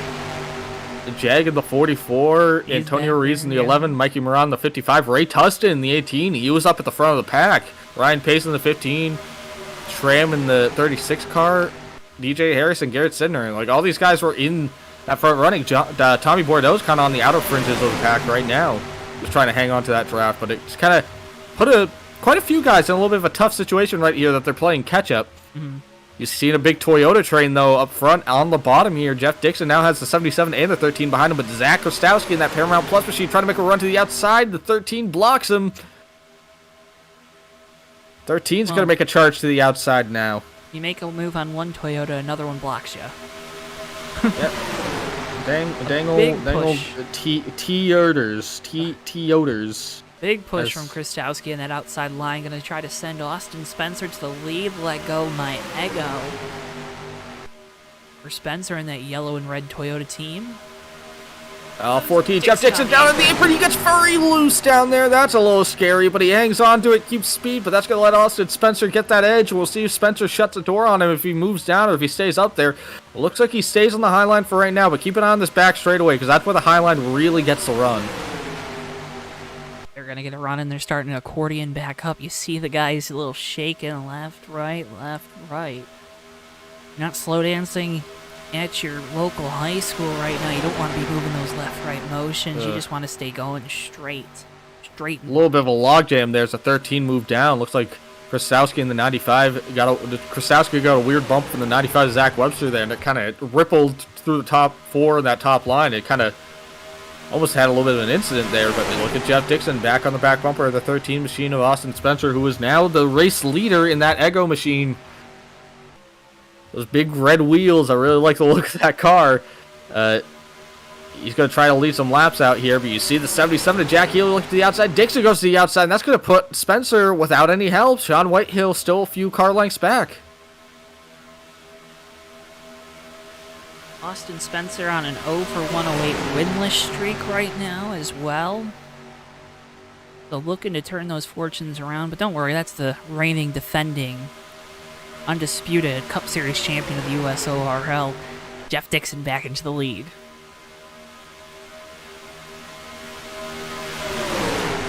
Guys are really racing. Yo, Joe, as these guys are getting really dicey up here, you should make a note that the 36, the 15, the 18, the 55, the 32, and the 16 all together right now in a drafting pack, 6-car drafting pack. So they're actually, and they're making pretty comparable times, actually faster. Yeah, faster than some of the guys at the back of the main pack. So these two groups racing together side by side actually slows them down a little bit compared to that 6-car grouping that's all unified together on the bottom line, trying to get the fastest line around the track. So these guys, if they keep that up, they might actually be able to catch Tommy Bordeaux in the 57 there. Looks like they're catching the 18 machine. That's going to bring him into the shuffle, unless he... Oh, no, he already was. But it looks like they're starting to shuffle around to figure out who needs to lead where. But they're putting up good times here. They could catch this field if these guys keep racing each other as hard as they are. Yeah, and that's what they want to see, right? They want to see these guys going 2, 3... Absolutely. Heck, go 4 wide for all they care, right? They're far enough back if someone makes a mistake. But if you're Austin Spencer right now, if you're Jeff Dixon, you know, Sean Whitehill's, Jack Healy, Joseph Weaver, Zach Krasowski, Zach Webster, Steve Merzlak, you're these top 8 or so guys. You like what you're seeing, right? You don't have those extra cars in there battling with you, so you don't have to worry about them. But you're also, you know, you're running competitive. You're kind of learning things right now too, right? You're still in that learning stage. You got 4 Toyotas there on the bottom. You got 2 on the outside. Those Toyotas really have been dominant. I mean, oh, that 77 big wiggle. Sorry, Joe. No, you're I good. didn't mean to interrupt you there, but Jack Healy, a big moment there, back in 4th position. Don't forget, folks, that's a teammate there for JD2 Motorsport. Jeff Dixon and Jack Healy, so see how those 2 teammates work together in their first race. Guys getting a little dicey for only 21 laps into this race. A little surprised that they're racing this hard this early, especially after an incident. But you know, I'm not. It makes for good conversation piece. So Sean English coming down pit road. Looks like English is finally going to take it down here and see what the crew decides to do when they open the hood on that machine. But for the moment, Austin Spencer still leading, getting a push from Sean Whitehill in the 45 car. Whitehill's been making his way up. Sean Whitehill, another great super speedway racer, always makes his way up to the front in these races. Joseph Weaver in the 10 back there, slowly making his way up. Steven Merzlak in the 4 is going to be that 4th car in line on the bottom. So some of these guys starting to shuffle around here and start getting their time up front here, get some TV time. Some of these guys I feel like we haven't talked about a lot yet. Well, that's a set of team. Oh no, contact! Big crash down in turn 3. Oh, Whitehill's over and up into the catch fence. Oh, this is going to be a big spin.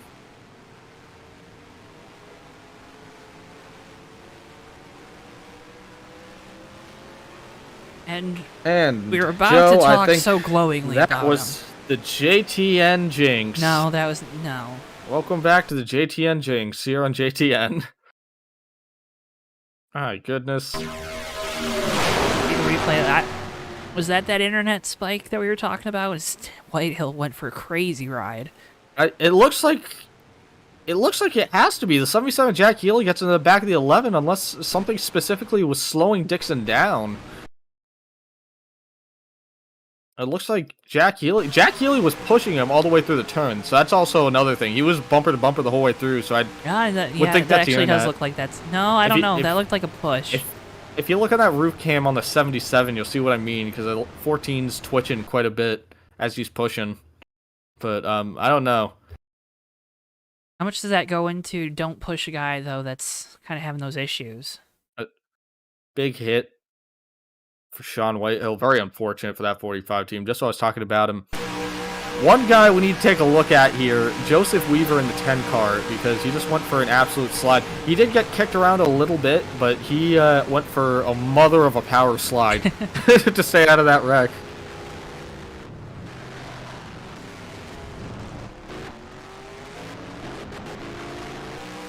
Let's go on board with Joseph Weaver and that other TWP on board. See the wreck off to your right.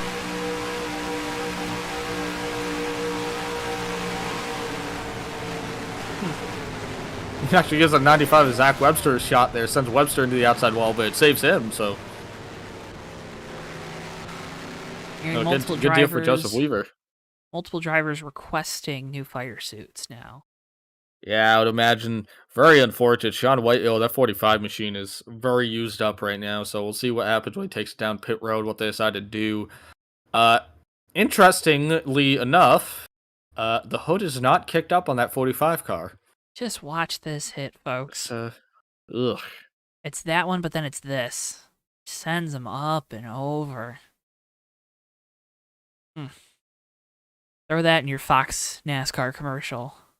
Zach Rostowski got a hard hit there, too, in that 4 machine. That 1 machine.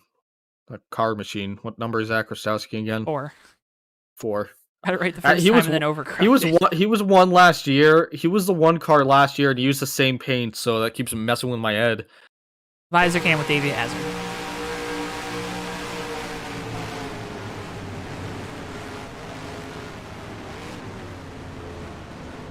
That, folks, is how you avoid a wreck. Well, Henrietta Bordeaux do a good job, too, in that 00.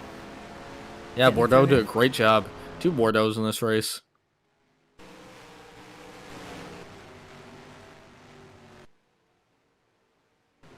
Well, it's gonna shuffle things up, huh? Just a little bit.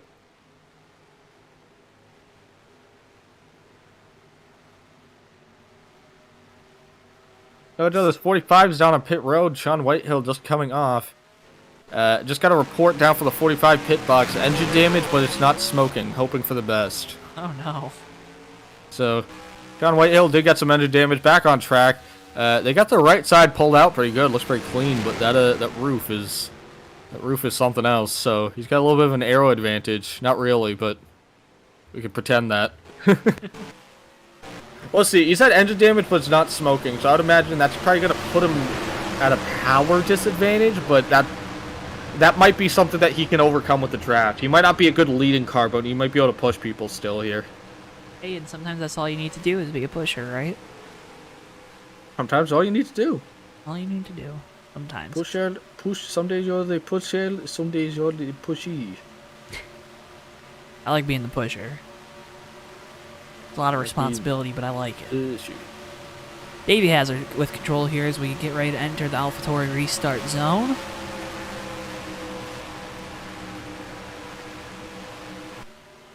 Reflag, we're back underway here from Daytona. Wang Do finally has made his way up to the front here.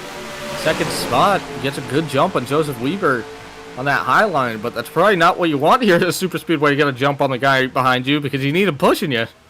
Hazard out in front by about a half a car length over Noah Joyce there, who runs in second. John Peterson, now Wang Do going to get down into that bottom line. That leaves Joseph Weaver alone on the top. See a couple cars drop into the back. Henrietta Bordeaux, Ryan Pace, Mikey Murata. Yeah, if I was some of these guys, I probably would drop to the back too after all that. I'd be like, yeah, I'm tagging out. You guys have fun on that. Y'all have fun up there. Well, lap 26 of 101. So about quarter of the way through the race tonight. Already seen a few pretty big incidents here. But everyone's still hanging tough here. The only car out of the race, 62, is Sean English.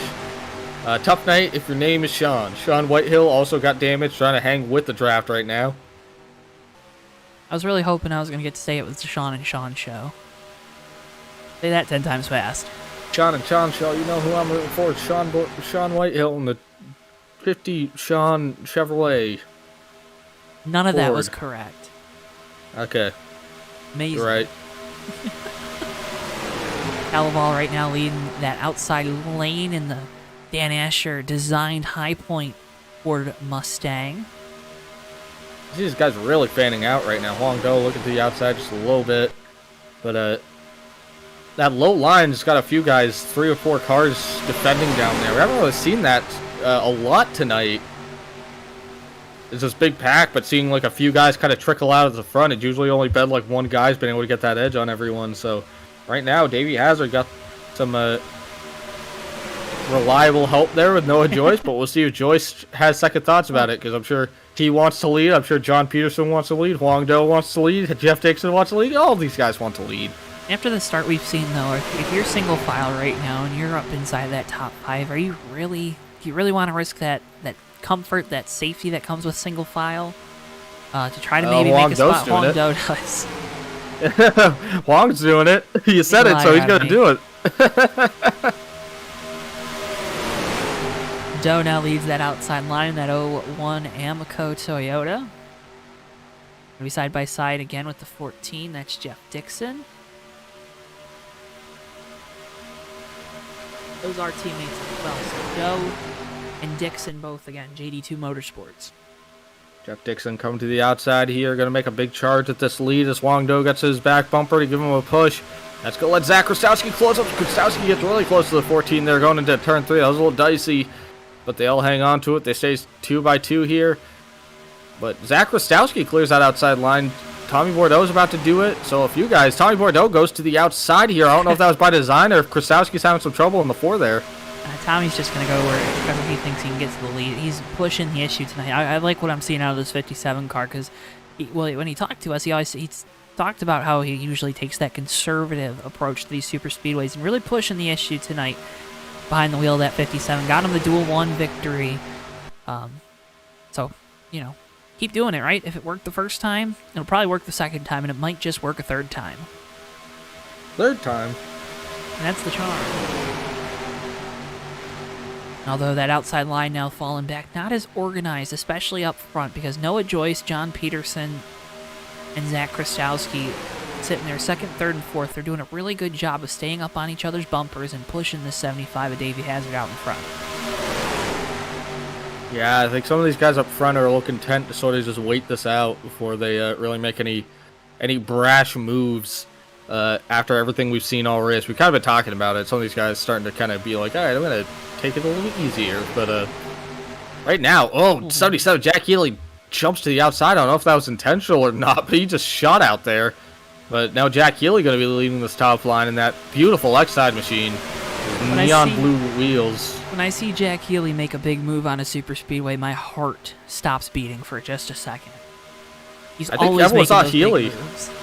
I think everyone saw Healy make that move out there, and now they're all kind of like, we can move around, I saw these guys up front, kind of Noah Joyce and Krastowski both kind of moving around like, we could jump up there, We're thinking about it. We're not going to do it, but we're thinking about it. Problem is right now they keep having people jump up. You see how they're dropping back. They keep having an issue where if people keep jumping around like that, they're not getting those consistent laps where they're drafting together. They have the numbers, they have the ability to do it, but they don't have the consistency that they need.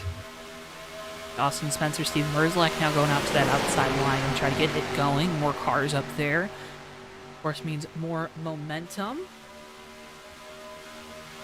You are lightning quick right now on the chat moderation, Ricky. I appreciate you. Oh, problemo.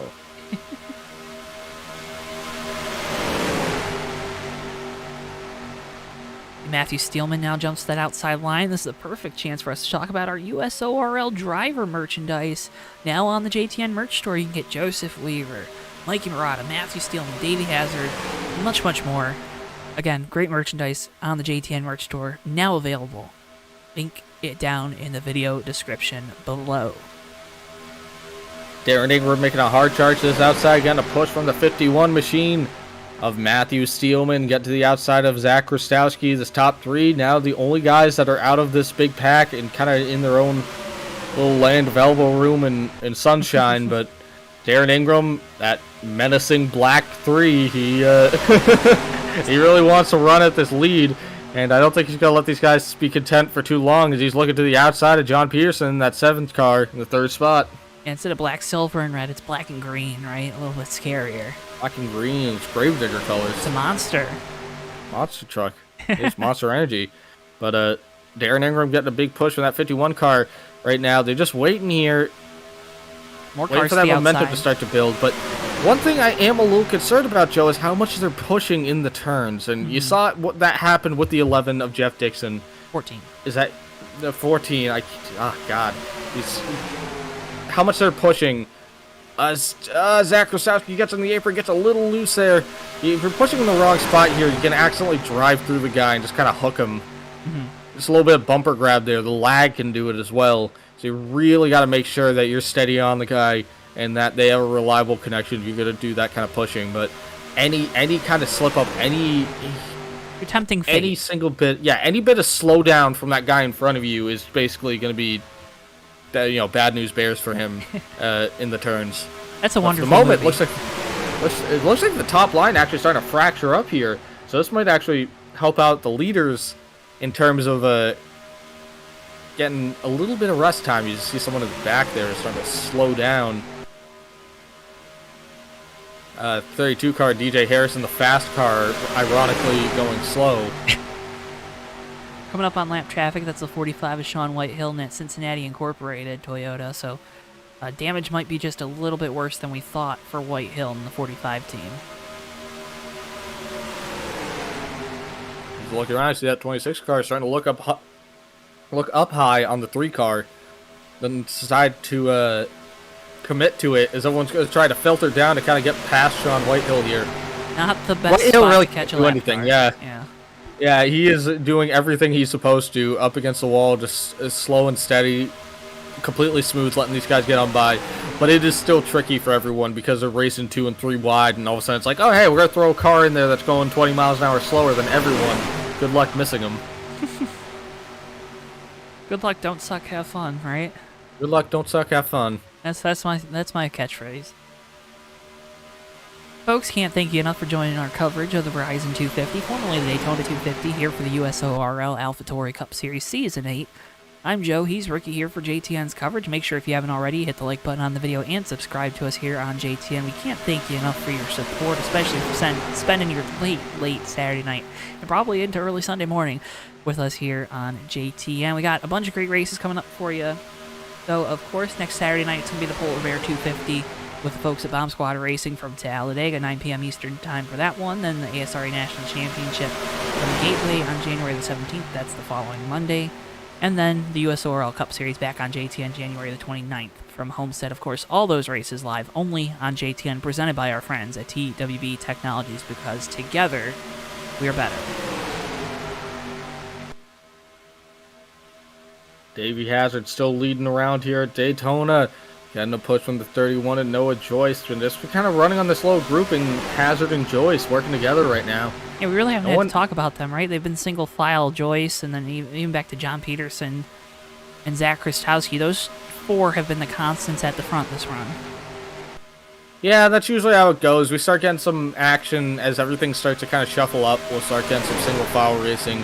I think these guys will start to make a charge to the outside again a little later, but I think we're also going to be coming up on pit stop sometime soon here, presumably, Joe. So I'm sure these guys are starting to get themselves formed up and ready to roll for that to happen. Pit stops, whole nother beast. Tommy Bordeaux talked about it in pre-race there, is that he thinks that's really going to help with his cause in terms of leapfrogging people and getting position, and how he's going to win the races if it happens on pit road. Pit road's going to be dicey with this many guys, and every time we're at Daytona, any league, any mod, no matter how fast or how slow they're going, coming to pit road here at Daytona is always very treacherous, because you're going from 200 miles an hour down to 55, and you're doing it in a couple hundred feet. So you're really putting a lot of faith in the guy behind you that he's not going to drive through you. In a lot of cases, they just do. A big moment there. Joey Stefani right on the back bumper as Zach Webster made a little contact on the entry to the corner, kind of caused a big check up there for the field. Stefani now sitting there right behind him, giving him a push. There's those 2 TWB cars, Tommy Bordeaux, Joseph Weaver. That outside line, though, has not been able to get formed up as strong on this third run of the race, Ricky. Is it just guys maybe getting a little more timid, knowing that they have to run some laps here under grade, and they want to click these laps away and get towards the end of this thing before they start making those big moves again? Yeah, I think they want to click off some of the laps. Like I said, too, I think some of this is going to be strategy in terms of getting ready for that pit stop. But you're seeing a little further back. Again, they're starting to form back up. See the 51 of Matthew Seelman starting to look out on the outside there. The double zero car was just leading that top line for a second, but then the 51 got some help from the 12 and the 26, and now Cal Lovell trying to make a charge on that outside with some teammates. And they're starting to form back up here very quickly. How quickly things change here at Daytona. They were all running single file 2 laps ago, and now it's like 4 guys on the bottom and then 10 guys, 15 guys up top. So that top line immediately now has the advantage that it has those numbers. They just got to all close up and start working together. Yeah, EB Racing right now, those first 3 in that outside line. It'll be interesting to see if that Ford teammate, John Peterson Racing, John Peterson at the number 7, decides to jump up there. Maybe join those Fords and try to get themselves to the front. Of course, Cal Laval, a teammate of John's, and by teammate I mean they split time in that 7 car this year. So there goes Peterson. Thought maybe a little bit about Krastowski, but that 7 car staying committed to the bottom right now. 7 car staying committed to the bottom, but man, that 26 of Cal Laval's staying committed to the front here. He wants to take this lead. He's got some help. He's got some people that want to work with him. And he's going to make a charge for it as he's still on the outside of Zach Krastowski. I think some of that momentum's starting to kind of fade away here. I noticed a lot of these guys that were chasing on that top line started ducking into the inside as they caught the field again. So I think Cal's going to be trying really hard here to kind of pinch off the arc that low line's doing. You kind of see that they move up the track a little bit in between turns 1 and 2 to kind of get the handling there, get the grip, and kind of arc the turn so that they're on the bottom on exit of the turn coming down the back straightaway. He's going to probably start trying to pinch that line down a little bit to see if that can help him get an advantage on these guys in the turns.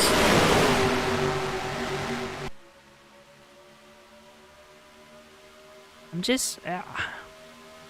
and now we're getting to that point where I think guys are going to start getting antsy. That's why we're seeing the second line form. Hey, I want to start making a push to the front. With Davey Hazard, Noah Joyce, John Peterson, Dak Krastowski doing a fantastic job right now running 1 through 4. Jake Oakley to a certain degree as well, running there in 5th. Just staying together, stay in the course despite what they're seeing in their rear view mirrors, not making any crazy moves, not trying to make any passes. Good racing, good racecraft. You know, and at these super speedways, I think a lot of guys, they want to get to the front, right? They want to make all these crazy moves. They want to get on the highlight reels. They want to find their way onto the top 10 place on Sports Center. It's really close there between the 26 and 3. Not seeing that out of those top 4 right now, and don't, you know, if that's by choice or maybe they just don't feel comfortable with the way their cars are handling right now with making those moves, whatever it may be, it's good racecraft. And I think that gets lost. It gets lost so much here at these super speedways about, you know, everyone always, you know, you could see the air and all that, but there's a racecraft to how you construct the way you run the race. Yeah, there's definitely all these little caveats, little nooks and crannies in terms of how you attack everything in the race, but it all comes together at the end to capitalize on it to win the race. This is the only thing I was ever good at, you know? So. Yeah. But for the moment, it's interesting because when we talk about that, you see that it leads to so many different strategies, and there's really is a million thoughts a minute going on through this field of this big pack of guys. Everyone, different strategies, different ideas, all making split-second decisions on what they're going to be doing. And for the moment, you see that Cal Laval's hanging pretty tough there, right in the outer fringes of his top 5. He's got that help on the outside. He needs a few more guys in line, or he needs that low line to start fracturing up a little bit. But he doesn't have it yet. See, they're coming back around. Sean Whitehill in the 45, going to get lapped again. I think Sean Whitehill, that engine damage, a little more than he was hoping for. Doesn't really seem like he could stay with the pack every time he catches a draft here. Got a motor on by him here. He's going to be on that top line. Should be no issue. And just an unfortunate, we were singing his praises, right? Running up towards the front.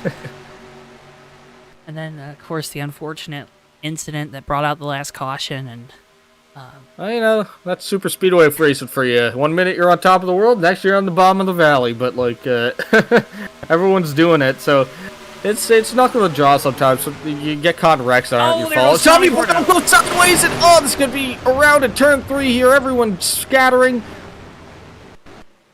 Did we not just wreck the whole field there? No. We did not. How did he do that? Get you a Joe, replay. how did he just... He's just better than you. What? I don't know. Here's the replay. A bump. Hello? A bump from a associate car. Yeah, it looks like they all started to check up, and Joseph Weaver there in the 10 just couldn't check up enough. Nose gets to the inside of the 57 of Tommy, hooks him. Yeah, But- just a real rookie move there from Joseph Weaver. Tommy goes for a 360-degree spin and keeps it going, and no one drives into him. Joe, it's Daytona. They're doing 190 miles an hour. How did he just do that? Again, he's just better than you. I've literally never seen someone spin out in the middle of a pack at Daytona like that, and everyone just sort of glides on by. Fantastic job by everyone to stay clear of this and keep it straight. But how did Tommy Bordeaux not go any further around than he did? Slide any further up the track? That was a very controlled spin. Very much indeed. So field gonna get their chance, their swipe at the pit lane, and again, we won't get those green flag stops on that run. We'll wait and see what happens. Hazard and the 75 crew have been really quick on the pit lane, see if they can maintain their lead. Oh, Joe, here's the thing, is that we're lap 48 of 101. Right. I would think that they're going to be able to make it to the end of the race, probably. You do realize what you just said, that they can go about over 50 laps on a tank of fuel at a super speedway, right? That's what they just did. They've pit multiple times. Did they? Yes. Oh, you're... Hey, there's my 2 of the night. I got 3, I get put in the Ricky, you corner. can get about 20 laps. I forgot they were pitting under caution. Whoops. I'm Joe. He's Ricky. We're here for USORL action from the Daytona International Speedway to kick off Season 8. Again, folks, can't thank you enough for tuning in. Make sure, if you haven't already, leave a like on the video, subscribe to us here on JTN. That does so much to help support us. If you're a driver and you participated in the event, and you're maybe watching the replay after the fact, congratulations on making it through this event. But also, leave us some race notes. You can do a little, your little post-race little press release that a lot of teams do. Feel free to put that down in the video description below. I know I just probably invited a lot of chaos in the comment section, but nonetheless, Davey Hazard. Yeah, you can do that too. Davey Hazard wins the race off pit road. I demand you tell us how much we suck. Again, folks, can't thank you enough for tuning in tonight. Make sure you hit that like button, subscribe to us, and don't forget to vote in our poll. What race do you think, or what dual race do you think our race winner will, advance out of? Right now, duel number 1 leading with, get this, 69% of the vote. Not looking too good right now since you just spun in front of the whole field, but no damage either, so still on this, 69% of the vote. That's pretty nice. Still not bad, yeah. Not pretty nice, pretty swell. Kind of like that bot we had in here earlier. I think our robot friend would love that. Probably.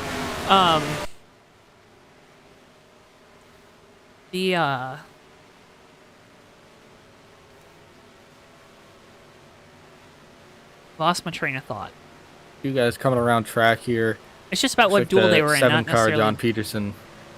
7-car John Peterson. Looks like he's got a penalty letting these guys on by. Oh, no. Everyone kind of looking around.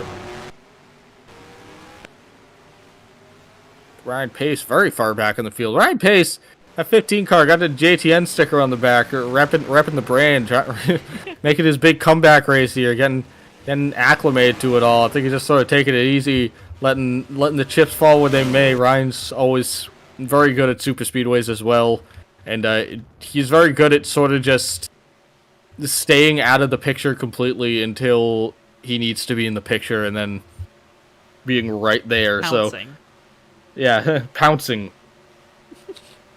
Looks like we'll see if we get going this time. Everyone's still kind of scattered, but... Yeah, we're still single file towards the back. I have to think we're going to go another lap. Yep, looks like it. So, we can keep talking for another lap. How's the weather? It's cold. It is. I feel that it is cold, dude. It's like... It's supposed to be like 15 tonight or something. It is supposed to get colder in the week. Yeah.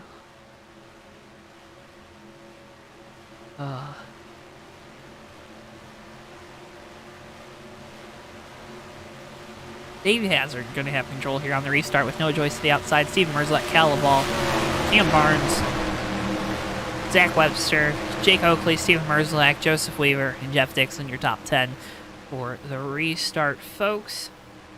You want to find some, maybe, new year, new me, maybe you need some new merchandise, head on over to the JTN merch store now. You can get yourself some USORL driver merch, including merchandise for our race leader, Davey Hazard. Those 4 designs on your screen right now and much, much more, all available now on the JTN merch store. Again, linked down in the video description below. Bunch of great merch on that JTN merch store. Get yourself some today. New products being added, bi-monthly. I can't thank you enough, as always, for all of your support. That's a great way to support us if you have the means to do a little bit of extra. But, of course, the best way to support us here on JTN, and it's a completely free way to do so, is to make sure you're subscribed and you hit like on the videos. Again, USORL driver merch now available at JTN merch store. And if you're a sim racing driver and you've competed on a broadcasted event here on JTN, contact us about how you can get your own merchandise made up on the JTN merch store. Because art is fun, Ricky. Art is fun. No, it's not. Why do you think there's pain in painting? It's not fun. It's pain. Did you read that off the back of like a Snapple cap or something? Yeah, I think so, actually. Coming back here, though, Davey Hazard going to be leading with a Zach Rostowski behind him in the 4, Noah Joyce up top, and the 26 of Cal Laval behind him. Watch this. Let's see who stays grouped up the best as they come to the restart zone. Davey Hazard leads them back. You see Zach Rostowski spin the tires there. Hazard not going to have a little bit into no man's land. You're not going to have help on the bottom. Noah Joyce with a lot more help, although Joyce now ducks down to the bottom, gets in front of Zach Rostowski. So those 2 Chevrolets hooked up there behind the Toyota. Davey Hazard, Cal Laval right now on the outside in that 26. Help from the Ford teammate, Zach Webster in the 95. Tommy Bordeaux really ripping that eye line there. Trying to make his way back up to the front after that spin, but Noah Joyce giving Davey Hazard a big push into turn 1 here. Up top, 26 has got some help from Zach Webster, but Cal Laval's kind of in a little bit of a tricky spot there. Doesn't have that 3-car grouping, and there it is. Now he's got his teammates with him again. Never mind. Get those Fords lined up together. I was going to make a point that the Fords weren't all lined up together, and then the Fords all lined up together. So, good on them for making me look stupid. I appreciate when drivers can prove me wrong before you can. It's not that hard to make you look stupid, Ricky. Nope, but, it's fun. You are such a good team player. No, I'm not. Yes, you are. Davey Hazard is leading here at Daytona. I steal pens, by the way. That's okay. Hopefully, the 17 starting to clear the 12 of Cam Barnes there. It looks like he clears them. Joseph Weaver already back up in the front. Mind you, he was just in that last incident there. Didn't really get a lot of damage, but kind of got thrown around. Just give him a push, Push and a shove. Push and a shove, but still rolling, still trolling, still bowling. I couldn't think of rhymes. We're getting 50 laps into this race. It is midnight here on the East Coast in 6 minutes. My eyeballs hurt, so this is where the golden sound bites usually start coming in. But at the moment, Davey Hazard leading here. That's where Ricky forgets the rules of engagement. Austin Spencer trying to clear that high line. Zach Webster jumps out of line with his teammates there to take that low line. Starting to see a few guys start to kind of lose some confidence in that top line at the moment, but Get angry with the kind of keep at it. Get angry with the teammate when they do that? A little bit. Not really. It depends. It depends. Usually it's kind of like if he lets you in line, you're okay with it, right? Yeah, it's kind of like it's a nature of work with me when we're up there, but I also get that you need to do your own thing. Yeah. So you hate him, but you also don't hate him, if that makes sense. Zach Webster's dropping back anyways, so regardless, I would say haha if I was his teammate, because he was wrong and they were right. But Cam Barnes getting a big push again for that 26. Joseph Weaver trying to kind of break through here on that low line. Wonder if Joseph Weaver would try jumping out to that high line, or any of these guys are going to try jumping out. That 13, a few guys here, a few fast guys up front here that they could gain some position if they tried leading that top line in front of these forwards. Good opportunity to do it while they're kind of just stalled out in this spot here right behind fourth position in the line. Oh, a little bit of contact there between Austin Spencer and Cam Barnes.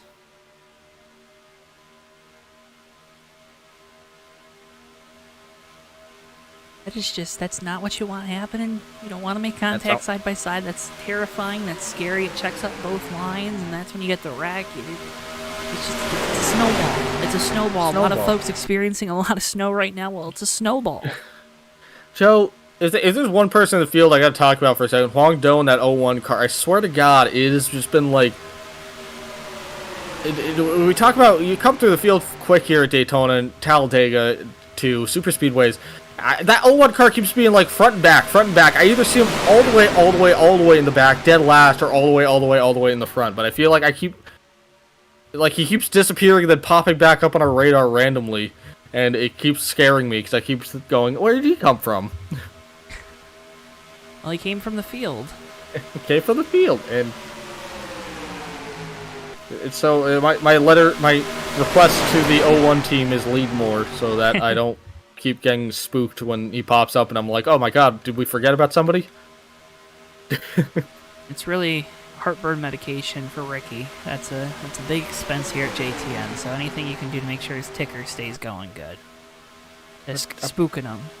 That has no relation, I know, but again, engineer, not medical, engineer. Engine. I don't know how hearts work. I'm the engineer part of STEM. Looking around here, this top four really been doing a great job of keeping this organized, keeping these guys behind them.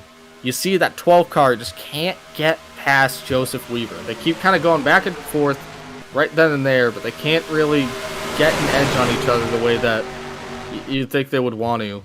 And I think it's just that they're missing one or two guys to really get that edge.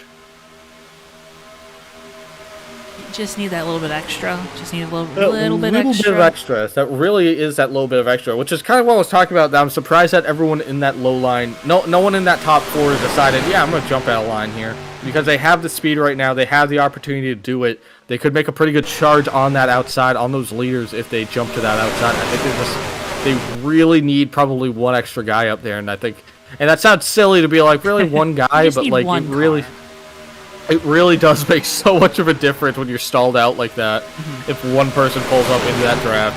Well, and see, what's not helping is what we're seeing with this 57 and 00. They keep going up next to the wall. Henrietta Bordeaux now into the wall. With that wall. Yeah, that's going to really fracture that high line up, so that's really going to hurt this 12 car. So for the moment, they're going to be kind of still fighting with this. But Davey Hazard, he loves it because he gets some laps led here, so... I don't think they award... Do they award bonus points for most laps led? Should have probably checked. Yeah, you know, we're pretty good about keeping up with the rules here.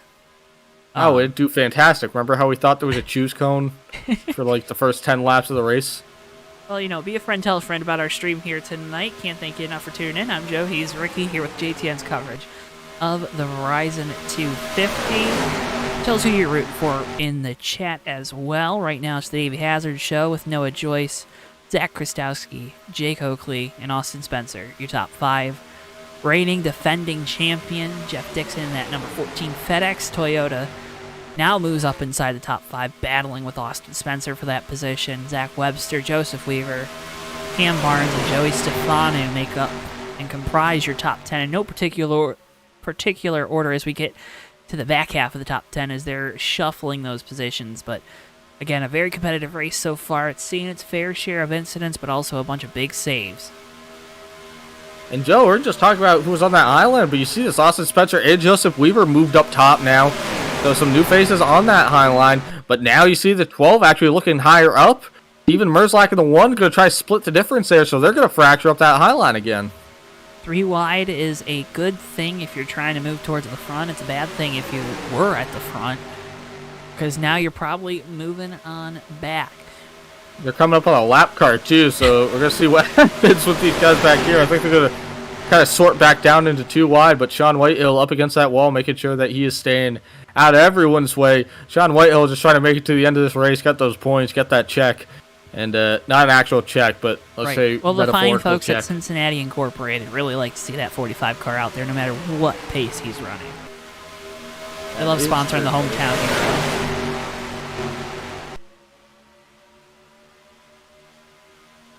At turn 4 here, Davey Hazard still leads this event. You know that. I've said it 5 times, said it 10 times. How many times have I said it? I've said it a lot of times the last few laps. It's a good segue. It's a good thing to say when there's a lot of people moving around, but when someone keeps leading, it starts to wear thin, and I realize that I've said that like 10 times. And I just feel like I need to acknowledge the fact that I'm aware that I just said it like 10 times.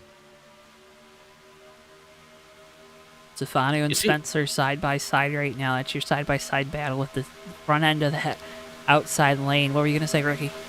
Oh, I was just gonna say you saw them moving around a lot up top there too. So I think there's a lot of action. These guys keep trying to fall in line and work together. But Nancy, his 17 car of Oakley is starting to kind of peer to that outside.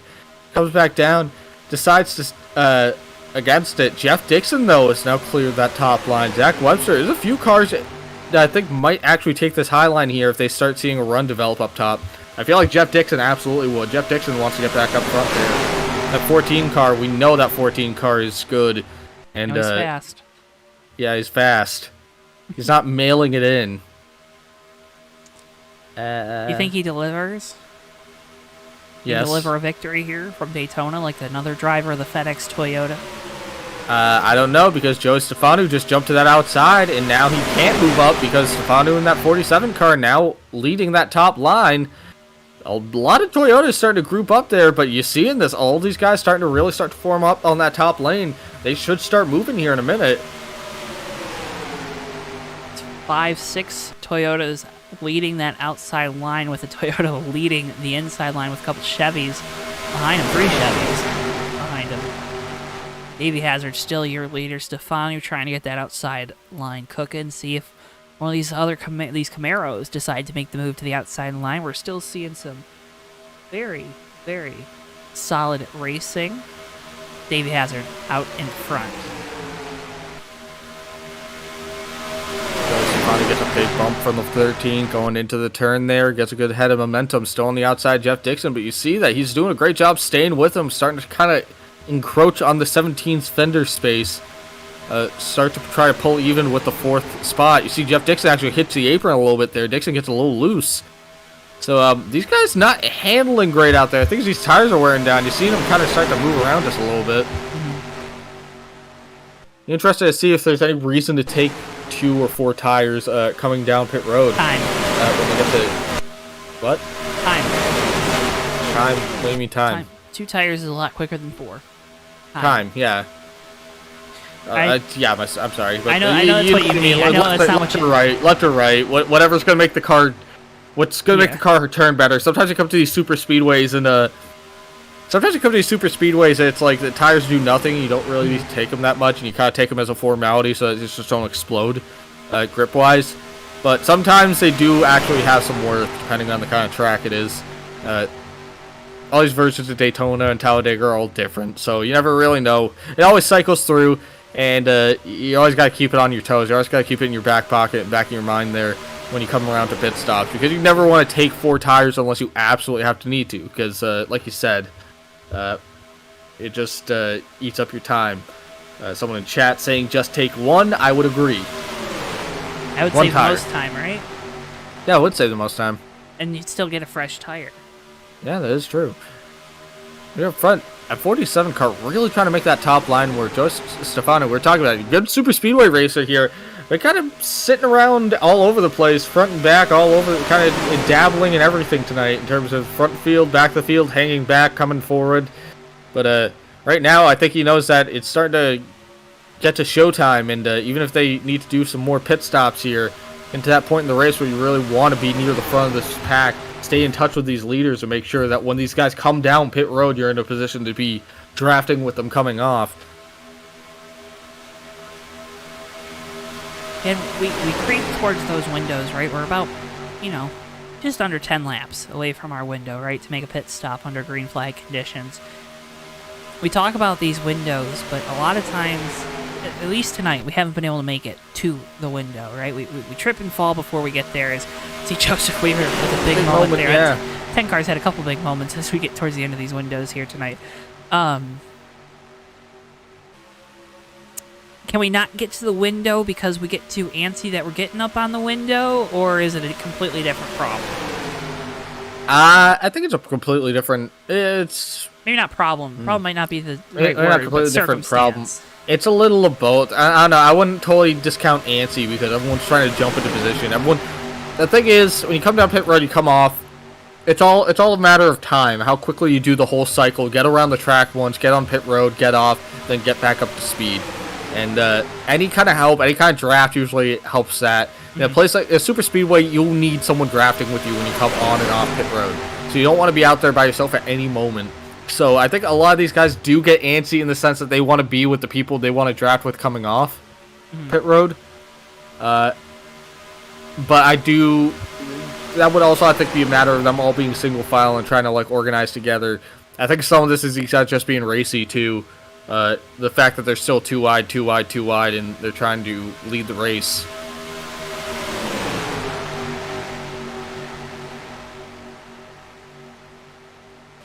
So there's my my word salad on that. I don't know if that really came out as something that makes sense, but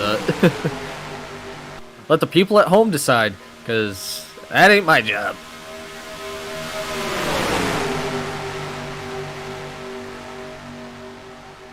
Around here, see Joseph Weaver in the 10 really fan out there going into turn 1. He's just making Still me holding scared, steady. man. At 47, holding court very well there in 5th. Just can't get forward. Just a little bit there that he needs to get forward isn't there yet. Folks, again, be a friend, tell a friend about our broadcast here tonight. Can't thank you enough, as always, for tuning in. You're watching the Verizon 250. Davey Hazard currently leading Noah Joyce. Zach Krastowski, Jake Oakley, and Jeff Dixon, your top 5. Stefano, though, on that outside, trying to get that Home Depot Toyota.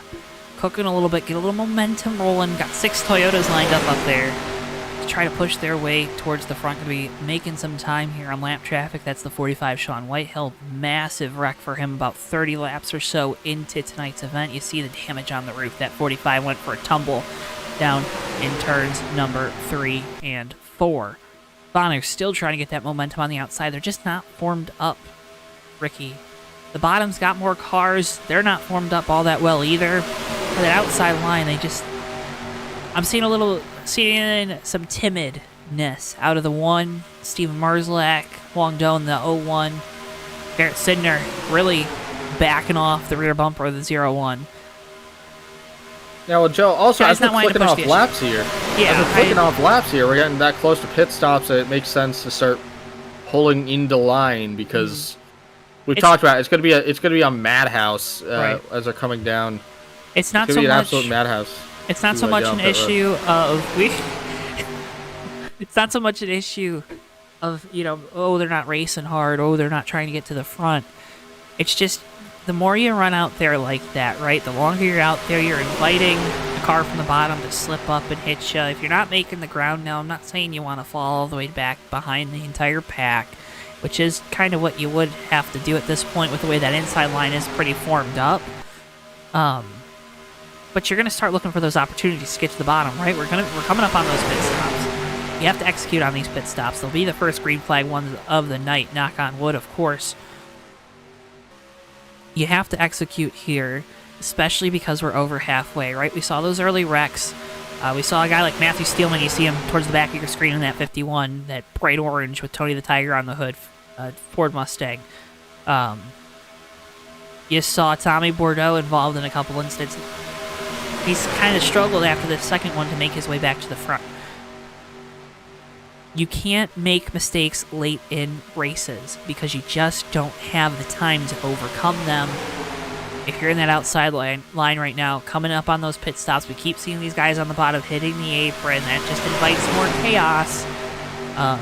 Jeff Dixon looking down, hit the apron again there. I want to get single file now. You know, if I lose some track position here, much rather lose. You see Steve Merzlak dropping to the back. I'd much rather lose the track position here than lose the track position because I'm involved in a wreck that's going to damage my race car. Was that a very concise way to say all that? No, it was not, but that's how I feel. I think that's a good way of explaining it.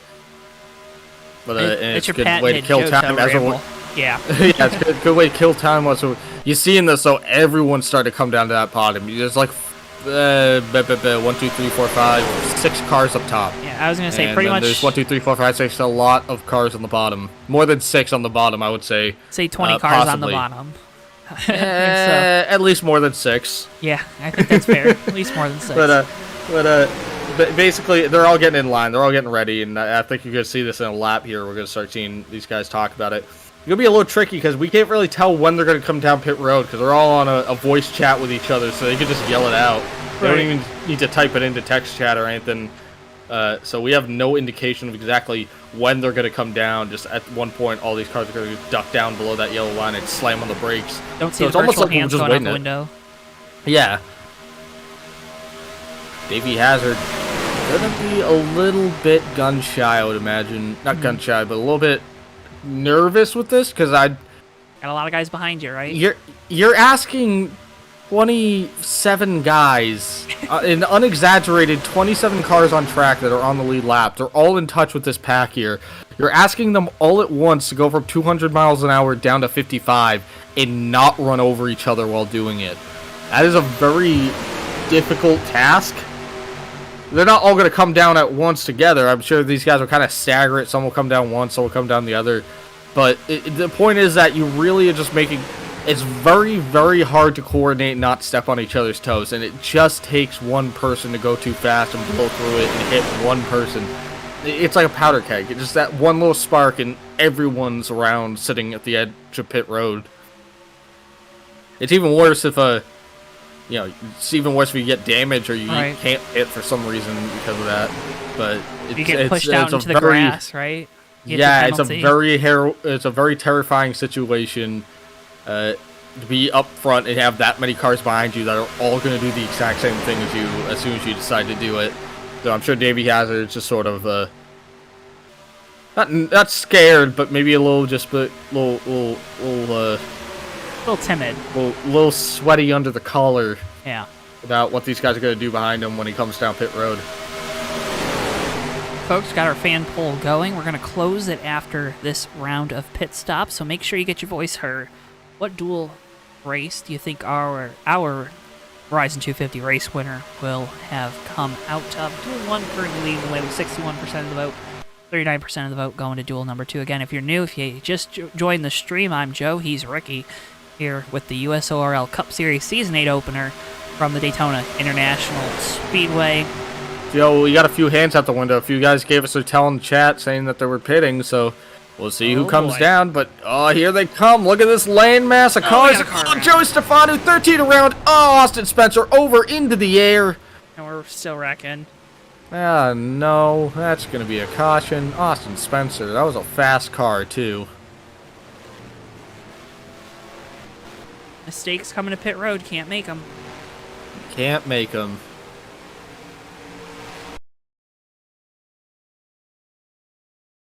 Let's see what happens. What do you see, Ricky? Well, Joe, they were just all very fanned out coming to pit road here, and I think trying to figure it out. Cam Barnes involved in that incident, too. He got up on 2 wheels. Some of these guys were on the outside. Austin Spencer and Joey Stefano were in the middle. They weren't on the bottom lane. I can't tell if Stefano was slowing down for pit road or what he was... Both were? I think they were both intending to slow down for pit road. So, I think you're correct. But, just... The like 7 hits him in the exact spot. Confusing. 7... Yeah, the 7 hits the 13 in the exact spot. Very unfortunate. The exact spot that would prop those wheels up in the air and get that car rolling, which is not what it's not ideal to roll the car. Let's see what happens. Austin Spencer took a lot of hits, but he also took a lot of soft hits. So we'll see what kind of damage. The hood's not bowed up on that car. The roof's kicked in, but he kind of went for a slow roll here. So we'll see what that crew can do with that car. On board with John Peterson. Cam Barnes also involved in that incident. Go on board with him next. Our duel number 2 winner.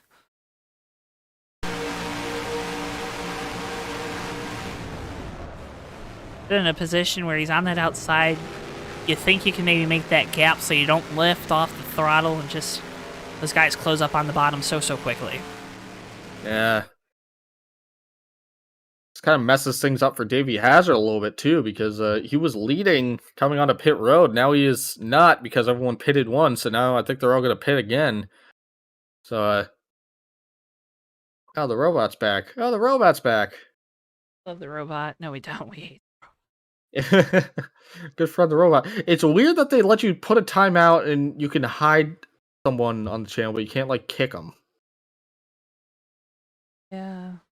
Also, I probably should have asked you to do that earlier because I can't physically hide them apparently.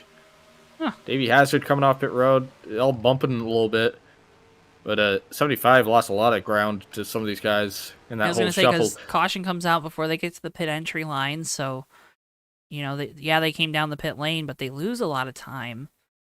Tommy Bordeaux, we're talking about him need to capitalize and get into this.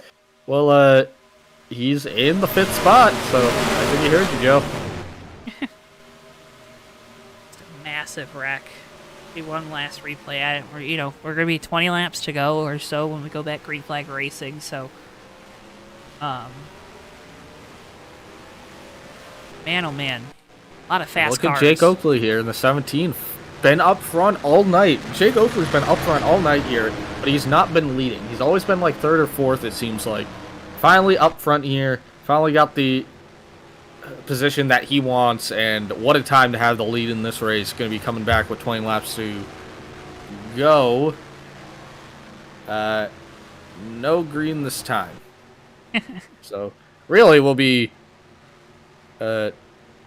still be 20 laps to go? Oh, they'll be going at 20 laps to go, I think. Yep. So 82 of 101, so...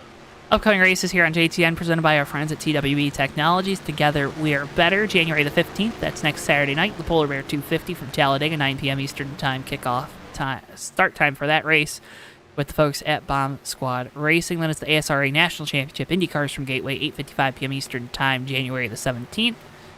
Then, January 29th, that's the last Saturday of the month, the USORL Cup Series returns to JTN from the Homestead Miami Speedway. That race, always so fun. The version of Homestead that they run here in the USORL is fantastic. Coverage beginning there at 10:45 p.m. Eastern Time. Of course, all those races live only on JTN, so make sure you're setting your calendar, you're subscribed to us. We get those links out. We also post on our social media, so you want to make sure you're following our Twitter and Facebook. Stay up to date with all things JTN. You can also check out now new in 2022. It's JTN2 right here on YouTube.com. And that's JTN2. You can search for it. Should have the link in the video description, but I do believe it might be missing.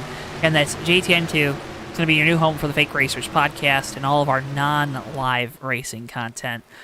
JTN2, new in 2022. Go check it out. Now available right here on YouTube.com. You doing any content for JTN2? Bristol got you doing anything? Maybe. I got something. I gotta write it though, and the problem is I don't write. You're an engineer. You do math, right? Yeah, I do math. So maybe one day when I can write it. I've had ideas though. I bring things to meetings. How good they are remains to be seen. I write things. I made that sweet opening. You did. Maybe coming back here, Jake Oakley gonna be leading, but Jeff Dixon at 14 car. We're talking about him, fast car all night, been leading. One of the guys to beat here, kind of got mired back in the pack for a little bit. Finally back up front, and what a time to be back up front as they're going to be coming back for 20 laps to go. Coming into the restart zone, who spins the tires, who keeps it clean? We are green flag at Daytona, and nobody spins the tires for once. Stay green, some new players coming towards the front. You see them towards the back of your screen. 15, Ryan Pace. 55, Mikey Murata. And the 44, that's Jag Alex Super.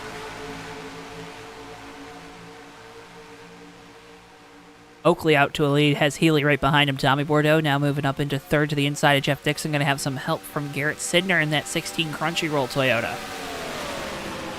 And this low line is really going to have the numbers here. That high line still trying to form up, but we'll see what Jeff Healy does. Does he try to stay with the 17 here? If he tries to set him up for the pass, he's got 2 Toyotas, 3 Toyotas, 4 Toyotas behind him, so he might have some manufacturer help there, depending on what these guys decide to do. But for the moment, they stay single file. Jake Oakley going to bring him back here, lead this lap.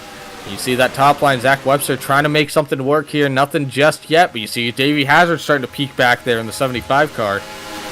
Got a couple Toyotas that lined up back there that are going to work together, including those 2 PTR 75-15. See if they make a move to try to get in front of Webster and then outside and try to lead them towards the front as Healy continues to try to find a way around Oakley for the lead.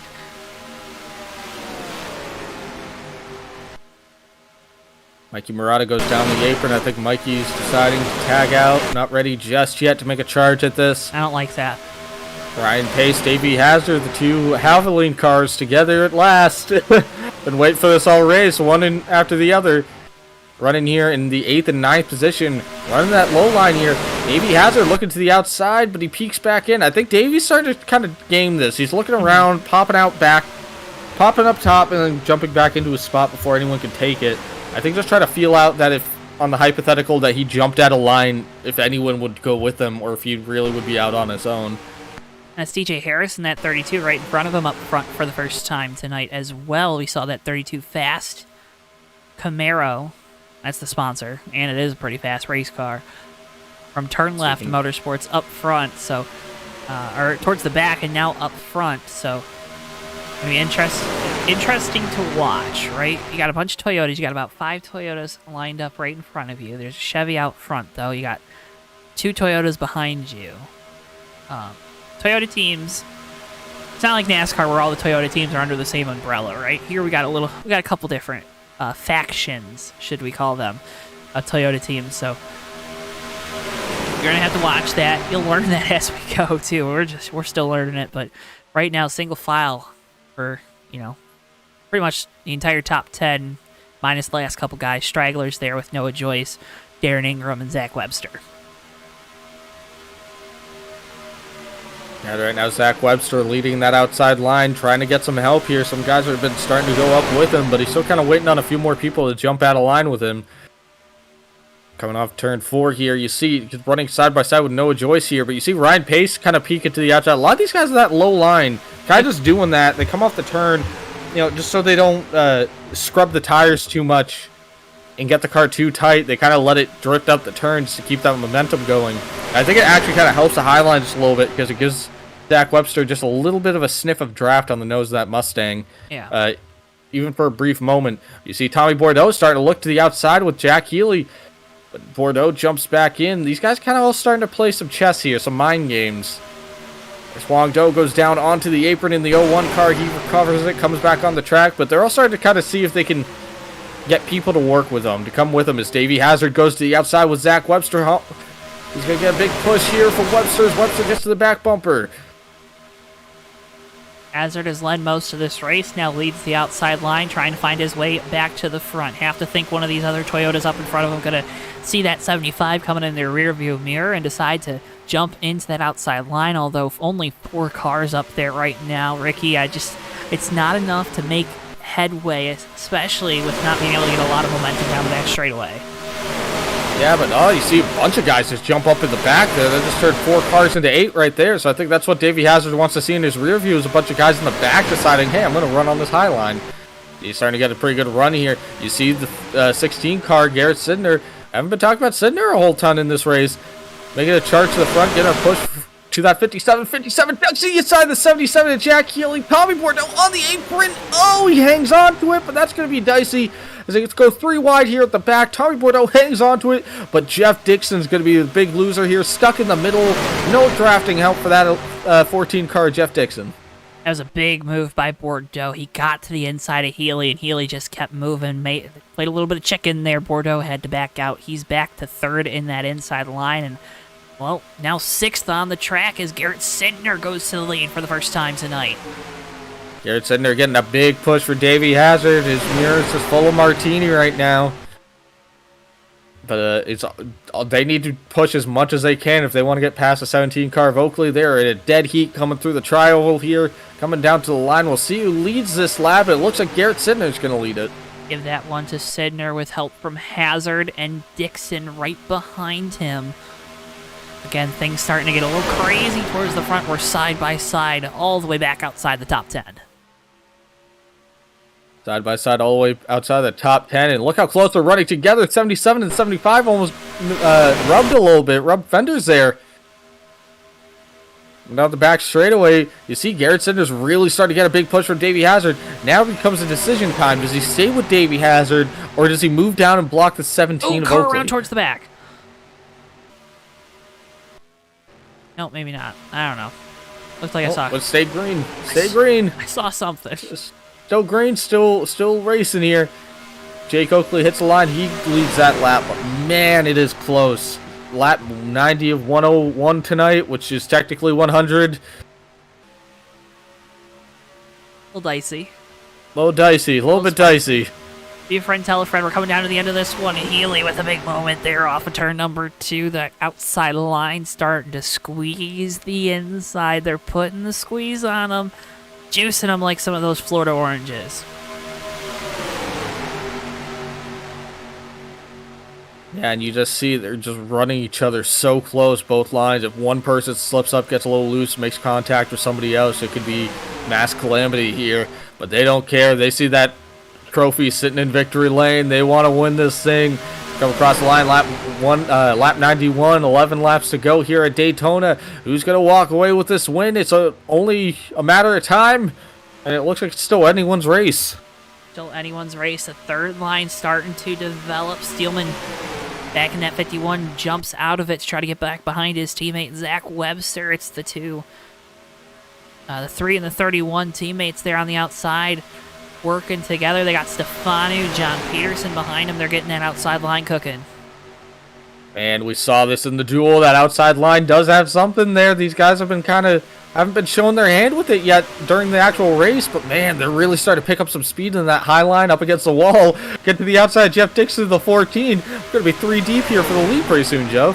As it's our TWB 10 to go, and on behalf of TWB, head on over to GardenLightsTrek.com. From porches to patios to more for all your outdoor lighting needs, GardenLightsTrek.com has you covered. Again, that's GardenLightsTrek.com.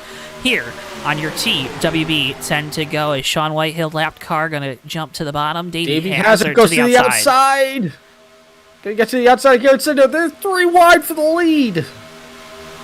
3 wide for the lead. Oakley with it right now. Now 3 wide for second. See if Oakley decides to make a move to that outside, knowing that there's a lot of momentum coming. I don't know, Joe. Jake Oakley has not moved from that low line this entire time. He has not deviated from it at all. And it seems like it's working for him, but man, it is a madhouse in his rearview mirror. The 77 of Jack Healy starting to clear this. Tommy Bordeaux has also cleared this whole top 3. What does Tommy Bordeaux do? I don't think he really wants to work with that 77 too much. You saw what happened to the tri-oval about 10 laps ago. I think Tommy wants to get this lead. Things are splintering, and they're going bad fast for that outside line, losing a lot of momentum as the bottom now is the prevailing line, Ricky. My goodness, how things change. How things change indeed, but I don't think that's the last you've seen a lot of these guys. See Huang Do is kind of leaning out a little bit there, just kind of trying to feel up, get the lay to land. Look at Ryan Pace there, 6th in line on the bottom. Ryan Pace wants to shot at this. Jagging that 44, that Poppy Bank Chevrolet as well. You see Dewey Schramm in the 36, some new players making their way up inside the top 10 late in the going.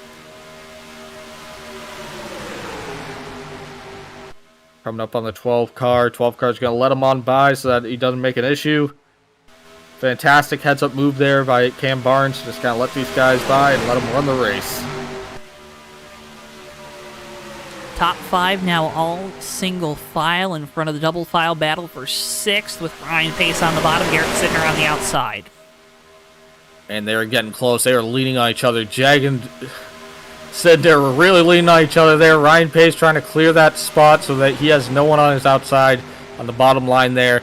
But man, they are all starting to really get desperate as the laps start just winding down here. Gotta start making moves, Ricky. Gotta start making moves. If you're 18 had a big moment, Ray Tustin, but he kept it. Ray Tustin actually blew up a motor, Joe. Oh no. He's stopped on the apron on the back straightaway. He will get off the track, but we stay green here. Very unfortunate for Ray Tustin. That must have been a HendrickCars.com used vehicle. C77 looking to the inside. The leader on the 17. Healy, Oakley leaving a lot of room on the inside. Healy is really going to push that issue, but Oakley shuts the door on him. That's really tight. You don't want to do that as a leader. You want to make sure that you do not leave that door open. Don't give him a chance, right? Do not give him a chance. Don't even give him a hope of a chance. They can pass you on the outside. You can go the long way around. If they're gonna pass you, they're working for it. See Huang Do again, kind of looking a little bit to the outside. Garrett Sidner now leading that outside line again, leading the frontal charge here. Jake Oakley getting a big push from Jack Healy in the 77 here. It's a Jake and Jack show. Couldn't say Sean and Sean, but here's... Oh, we got a big wreck in the back. 1, 2, 3, 4 cars around. Massive damage on the 10 of Joseph Weaver. You see big damage too on the 11, Antonio Ruiz. Henrietta Bordeaux, a frustrating Cup Series debut for the driver of the 00 Baskin Robbins Camaro. Let's get you a replay.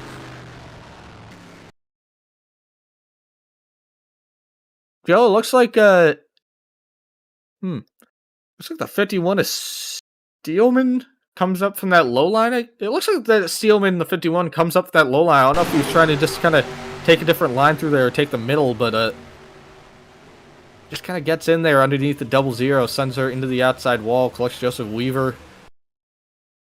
And Antonio Ruiz gets hooked by Weaver coming back down the track. A few guys sliding around. Mikey Murata doing an incredible bit of defensive driving. I think they wrecked in front of him 3 or 4 times there. Yeah. Which I wouldn't be surprised if that really was a matter of everyone's dicing around so quickly. It could have been, yeah. I'm sure it was a matter of the 51 just trying to make a move there a split second and maybe didn't see the 00 in the blind spot, or maybe the 00 moved a little bit, but it's one of those deals. One of those, hey, it's the end of the Super Speedway race, right? Yeah. But this will bring us to an interesting position, because now we'll probably be coming to an overtime. Or green white checkered of some kind. I don't know if we're to overtime just yet, because we should be able to go back green next time. Oh, you're right. My apologies. Oh, about 3 laps to go, right? 99, 100, 101, so... It'll be about 3 laps to go, we go back green, so that gives these guys enough time to get these cars up to full song. If they make it around under green to the checkered flag is the question. Ricky, it's been a fun night so far. We're about to end it on a high note. I think so too. These races, the USORL Cup races never disappoint when we come to Daytona here. Folks, if you haven't already, now's the time to grab your friends, grab your family, tell them to tune in to JTN. They're not going to want to miss the end of this one. Oakley, Healy, row number 1. Bordeaux, Doe, row number 2. Then it's Harris, Sidner, row 3. Row 4, going to be Zach Webster Jeff Dixon and Ryan Pace. Zach Webster, Alex Seifert. I'm sorry, Jag. Round out your top 10. Noah Joyce, Dewey Schramm, Joey Stefanu, Davey Hazard, Cal Lovell, Steven Merzlak, Mikey Murata, Zach Kristowski, John Peterson, Austin Spencer. A couple cars coming off the pit lane. Stragglers towards the back. Matthew Steelman, Cam Barnes, Antonio Ruiz, Henrietta Bordeaux, and of course Sean Whitehill, multiple laps down. Barnes also a lap or 2 down. 3 laps to go, Ricky. What's going to be the key here? Go. What's the key? Live. Make it. Just make it to the yeah, end. it is. It's going to be scary here. It's going to be very scary here. So get ready. It's going to be pull those belts tight. Get ready up on your seat. It's going to be a fun one. To be coming back with, what do you say, 3 laps to go? It's going to be 3 laps to go, Ricky. It's going to be fun to see if Oakley can get another good restart. Healy for the first time on the front row on what could be the final restart of the night. Has some Toyota teammates right behind him. Oakley with control as we enter the AlphaTauri restart zone. Down and away we go. Green flag. We're back underway here. And not a great restart on the inside. Healy already clear for the lead. Healy already clear for the lead, but he's got a big gap behind Huang Do. He jumps in front of the 17, though. That's going to be big for Jake Healy. We got him right behind him. Zach Webster in the grass. 3 cars around. Big damage on Austin Spencer. Noah Joyce. Oh, a lot of good guys in this one. Steven Merzlak. Makes it official. Henriette Bordeaux gets caught in another wreck. What, green, white, checkered? That makes it. We're going to be heading to overtime here in race number 1.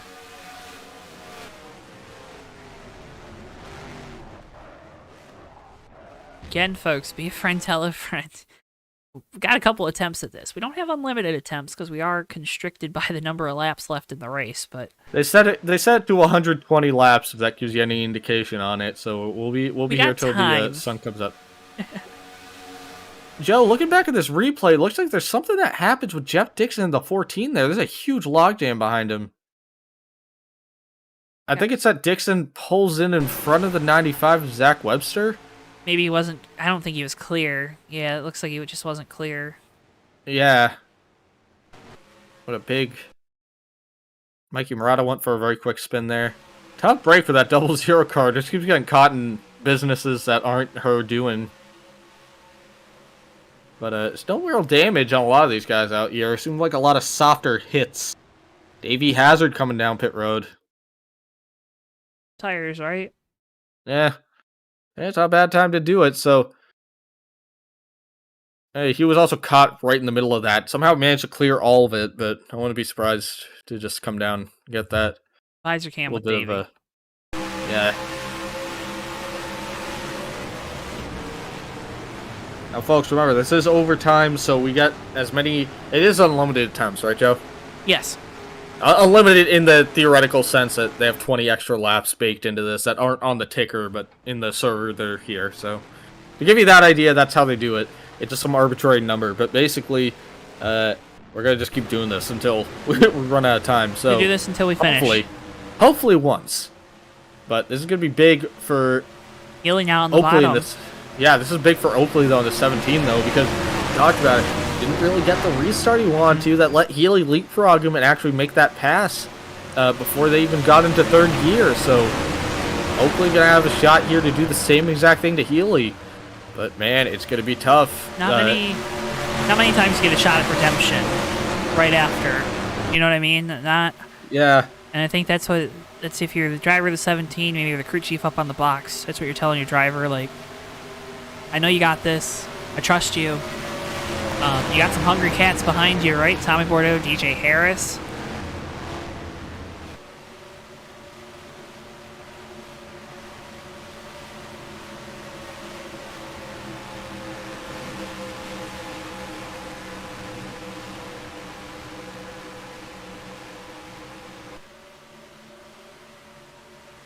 As we get ready to go green flag racing for overtime here. Jack Healy, Jake Oakley, row number 1, Huang Do, Tommy Bordeaux, Garrett Sidner, your top 5. Restart overtime number 1. Enter the AlphaTauri restart zone. Back down and away we go. Bunch of wheel spin once again on the bottom. We're back underway. Oakley with a better restart this time on the outside. They're side by side exiting the tri-oval. And they touch coming into turn 1 just a little bit there. 77 of Healy wants this lead. He's making sure that he's leaning on that 17 as much as possible. Tommy Bordeaux really getting up on that 17 machine, making sure that he's pushing for all that it's worth. Coming down the back straightaway here. They only have that outside line. Only 3 of them up there, but these guys are going to start moving around very quick. Not a lot of help behind, but still enough of a push to get Oakley out in front of Healy for the lead. They're going to be side by side through 3 and 4, side by side off of turn number 4 as we're going to get the white flag this time at the line. White flag, 1 lap to go here at Daytona. Who's going to get it? Who's going to... Oh, big wreck. Well, that caution came out before we got to the line. Are we still green? I think that caution might have came out before we got back to the line, but we're still green. Keep an eye on it, but I think we're still green. Jack Healy side by side with 17 of Oakley. Yeah, we're still green. Huang Do giving a big push to 77 to Healy. Coming down the back straightaway here. Who's going to get to the end here? Who is going to win it? Oakley and Healy battling for the lead late in the race. Oakley falling back, doesn't have as much help behind. They're going to be side by side again. Contact there between Sidner and Bordeaux for third. Contact! Oakley into the wall. That's going to be Jack Healy coming to the line. Jack Healy wins the Verizon 250.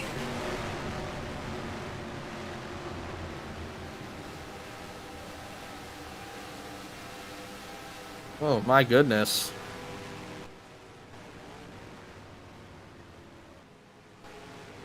What a finish, Joe. That's how you super speedway race, right? That's a rough one, though. Coming back to the line. We are dumbfounded, I think, is with the way this race ends. Here's the big wreck coming to the white flag. John Peterson, Zach Webster make contact. Matthew Steelman, Darren Ingram involved.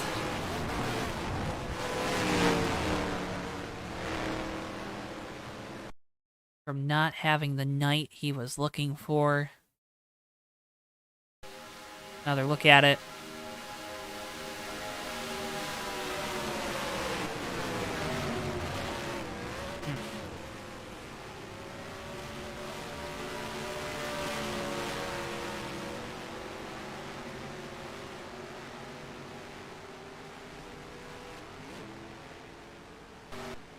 And Ricky, I mean, that battle back to the checkered flag was absolutely crazy. Yeah, three wide all the way behind these leaders. Coming all the way to the line here. Jake Oakley had a run on the outside of Healy there. And Healy comes up and makes a very, very bold move there and just kind of gives him a little bit of a bap. And it got very lucky there that it didn't just hook him into the outside wall. Like 9 out of 10 times I see cars make contact like that on track. Fender to fender like that. It usually takes the guy in front first. And that time it just sent Oakley just a little bit up the track into the marbles. And Jack Healy walks away with the win here. Tommy Bordeaux steals second coming to the line. Oakley was in one of those positions where he just got used up, right? I mean... Yeah, well, that's super speedway racing for you. You really got to just keep throwing caution to the wind, put everything on the table.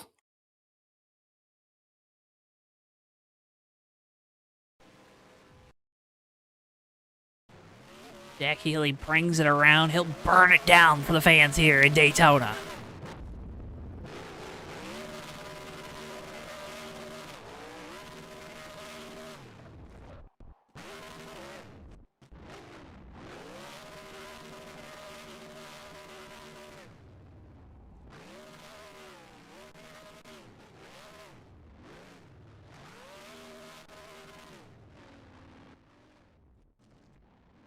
Healy, your victor in that X-Side Batteries number 77. We'll move on to our post-race coverage, talk with our top 3 drivers. After what was a spectacular finish to this event, Ricky. Yeah, well, like I said, Daytona never disappoints. And we definitely, everyone definitely had a good, I hope everyone at home got their money's worth tonight, because that was a wild one.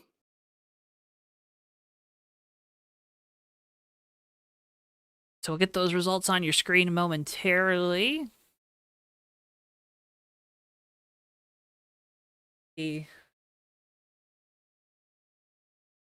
In race.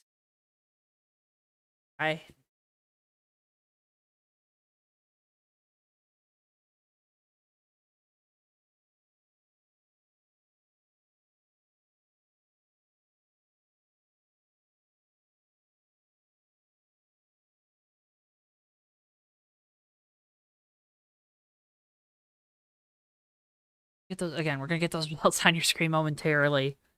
Gonna talk with our top 3 drivers.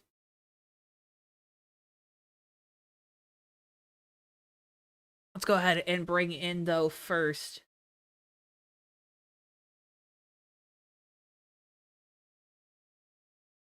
Our race winner. Oh, hello, hi. Hey, I put you to the other one so that way if you were talking, you knew like you're coming in, you know, because I kind of just I had to grab you because there are a lot of people down here in Victory Lane. Driver the number 77, Exide Batteries Toyota, Jack Healy, your winner. Jack. Yes, sir. How does that feel Yeah. with the season opener at Daytona nonetheless? It is very cool. I don't really know what to think, but yeah, I don't know what to think. I'm excited though. I'm very excited. I think I have the points lead. Probably not, but I don't care. I think you have the points lead. We'll give you the points I lead. don't know. Yeah. Tommy's going to But- say that you don't have the points lead, but you have the points lead. Just Yeah. give you that heads up. 'Cause I that's- don't listen to Tommy. Don't worry. Yeah, okay, good. We don't Yeah. either. Yeah, I can tell. Yeah. That race was nerve-wracking. I thought early on I was killed because it's chassis 1. And I got into Jeff there because he was doing the cha-cha slide, and I don't really know what I could have else done. I feel bad about it, but he didn't get that much damage, and he was still there at the end. Also got involved in another one when everyone like checked up and couldn't be fucking. Or, Oh. Sorry. Oh, got that's a fine. On That's a Bristol's fine, birthday, isn't it? I'm sorry. nonetheless. I apologize. now Oh, you don't man. have the points lead. Oh jeez. Oh man. I'm like Dale Earnhardt in 2004. I'm gonna. Oh, that's funny. Me thinking I can go for a championship. But yeah. That's all I gotta say. I'm excited. I don't know. I don't know. I think you've Words cannot describe my enjoyment right now. I was gonna say, I think you've given the insight about how it feels to win this race just by speechless. Rambling. I mean, we know how big this race is. We saw, Noah got his first career victory in this race last year. Obviously, this isn't your first one. You've won one on Yeah. JTN before. I got Talladega. Yeah, That's pretty cool. I mean, what do you feel about your driving style really suits this super speedway racing? I don't know. I don't feel like it suits my style. I just kind of go out there and try and shove as many people as hard as possible to get to the front. I tried to use the outside line a lot, but it just didn't work because of what felt like a parachute on my car. So that was fun. So I just kind of stuck to the bottom for like halfway until the end. So, yeah. What do you think the deciding moment was for you? That second to last restart where you're able to not spin the tires because we saw the front row really had struggles with that all night. Do you think that was the big moment that got you into victory lane? I feel like that, and maybe my last restart was pretty good. I feel like that was probably like one of the better restarts on the inside line because it was slick on the inside line. You're wheel spinning like crazy. You saw it on the start with Tommy. He nearly just lost it. Yeah, I think that's it. And I want to thank Hoang a lot for pushing me to the end. I think it was Hoang behind me. It was someone behind me. Yep. I'm gonna say it was my teammate because It was. Good. Yeah, it was a good debut for JD2. I was gonna say, what does JD2 stand for? Jeff and Dewey 2. Huh. I don't know what the 2 stands for. Yeah. Huh. Interesting. Great team. Great Well, team name. Hey, great debut for JD2 with the victory here in Daytona. Jack, congratulations on the win. Before we let you go, though, I know you got other people to thank, so floor is yours, buddy. Congratulations once again. I want to thank my parents for making me be alive. I want to thank Jeff for being my owner. 2 ways. Sorry. Anyway, you guys have a good night. I'm gonna go. You have a nice night. Hey, you go celebrate that win, Jack. Yeah. Thanks for talking with us. Jack Healy, driver this number 77. Always like these USORL guys. They're always so quick to leave us. Go ahead and bring in a man of always very few words, driver of the 0-1, Huang Zhou. Huang, What was with your night? Because Ricky was talking about it. You were either all the way up at the front or you were all the way at the back. Was that by design, or did you just have that good of a car where we just didn't see you in the middle because it didn't take you any time to get through the field? I don't really know. Just had to let the race come to me. I didn't really try to force much of anything. Just had to let it flow, and apparently that's where I got here at the finish. Third place finish with all the craziness we saw there at the end. Talk about, though, the debut for you and your entire team. Of course, you pushed the teammate to the victory. Does that give you any, is that kind of like looking at a bright side after, because everyone wants to win this race. Is that looking at a bright side, saying, okay, I pushed my teammate to victory lane, or is there a part inside of you that's maybe a little selfish, a little angry that you couldn't park that 0-1 down there in the famed Daytona victory lane?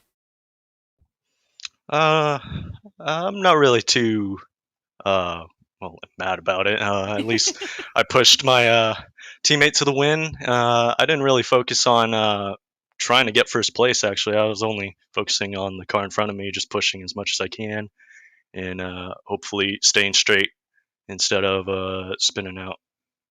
For all those young drivers out there that I think a lot of times we see young drivers or inexperienced drivers struggle at these super speedways, what would be your biggest point of advice? Is it just to stay loyal to that car in front of you, make sure you're on the bumper in the good way, or what would be your biggest piece of advice?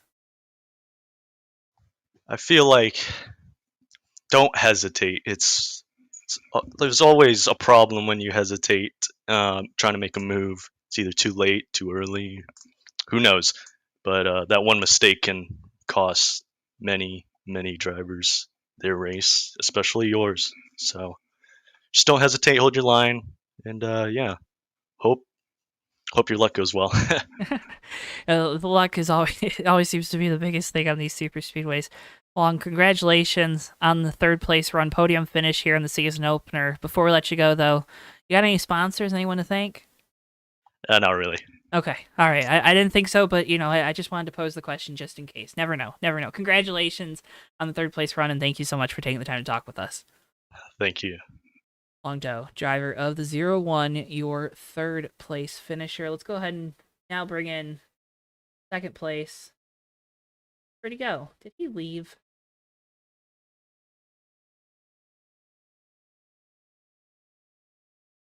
Driver of the number 57, Tommy Bordeaux.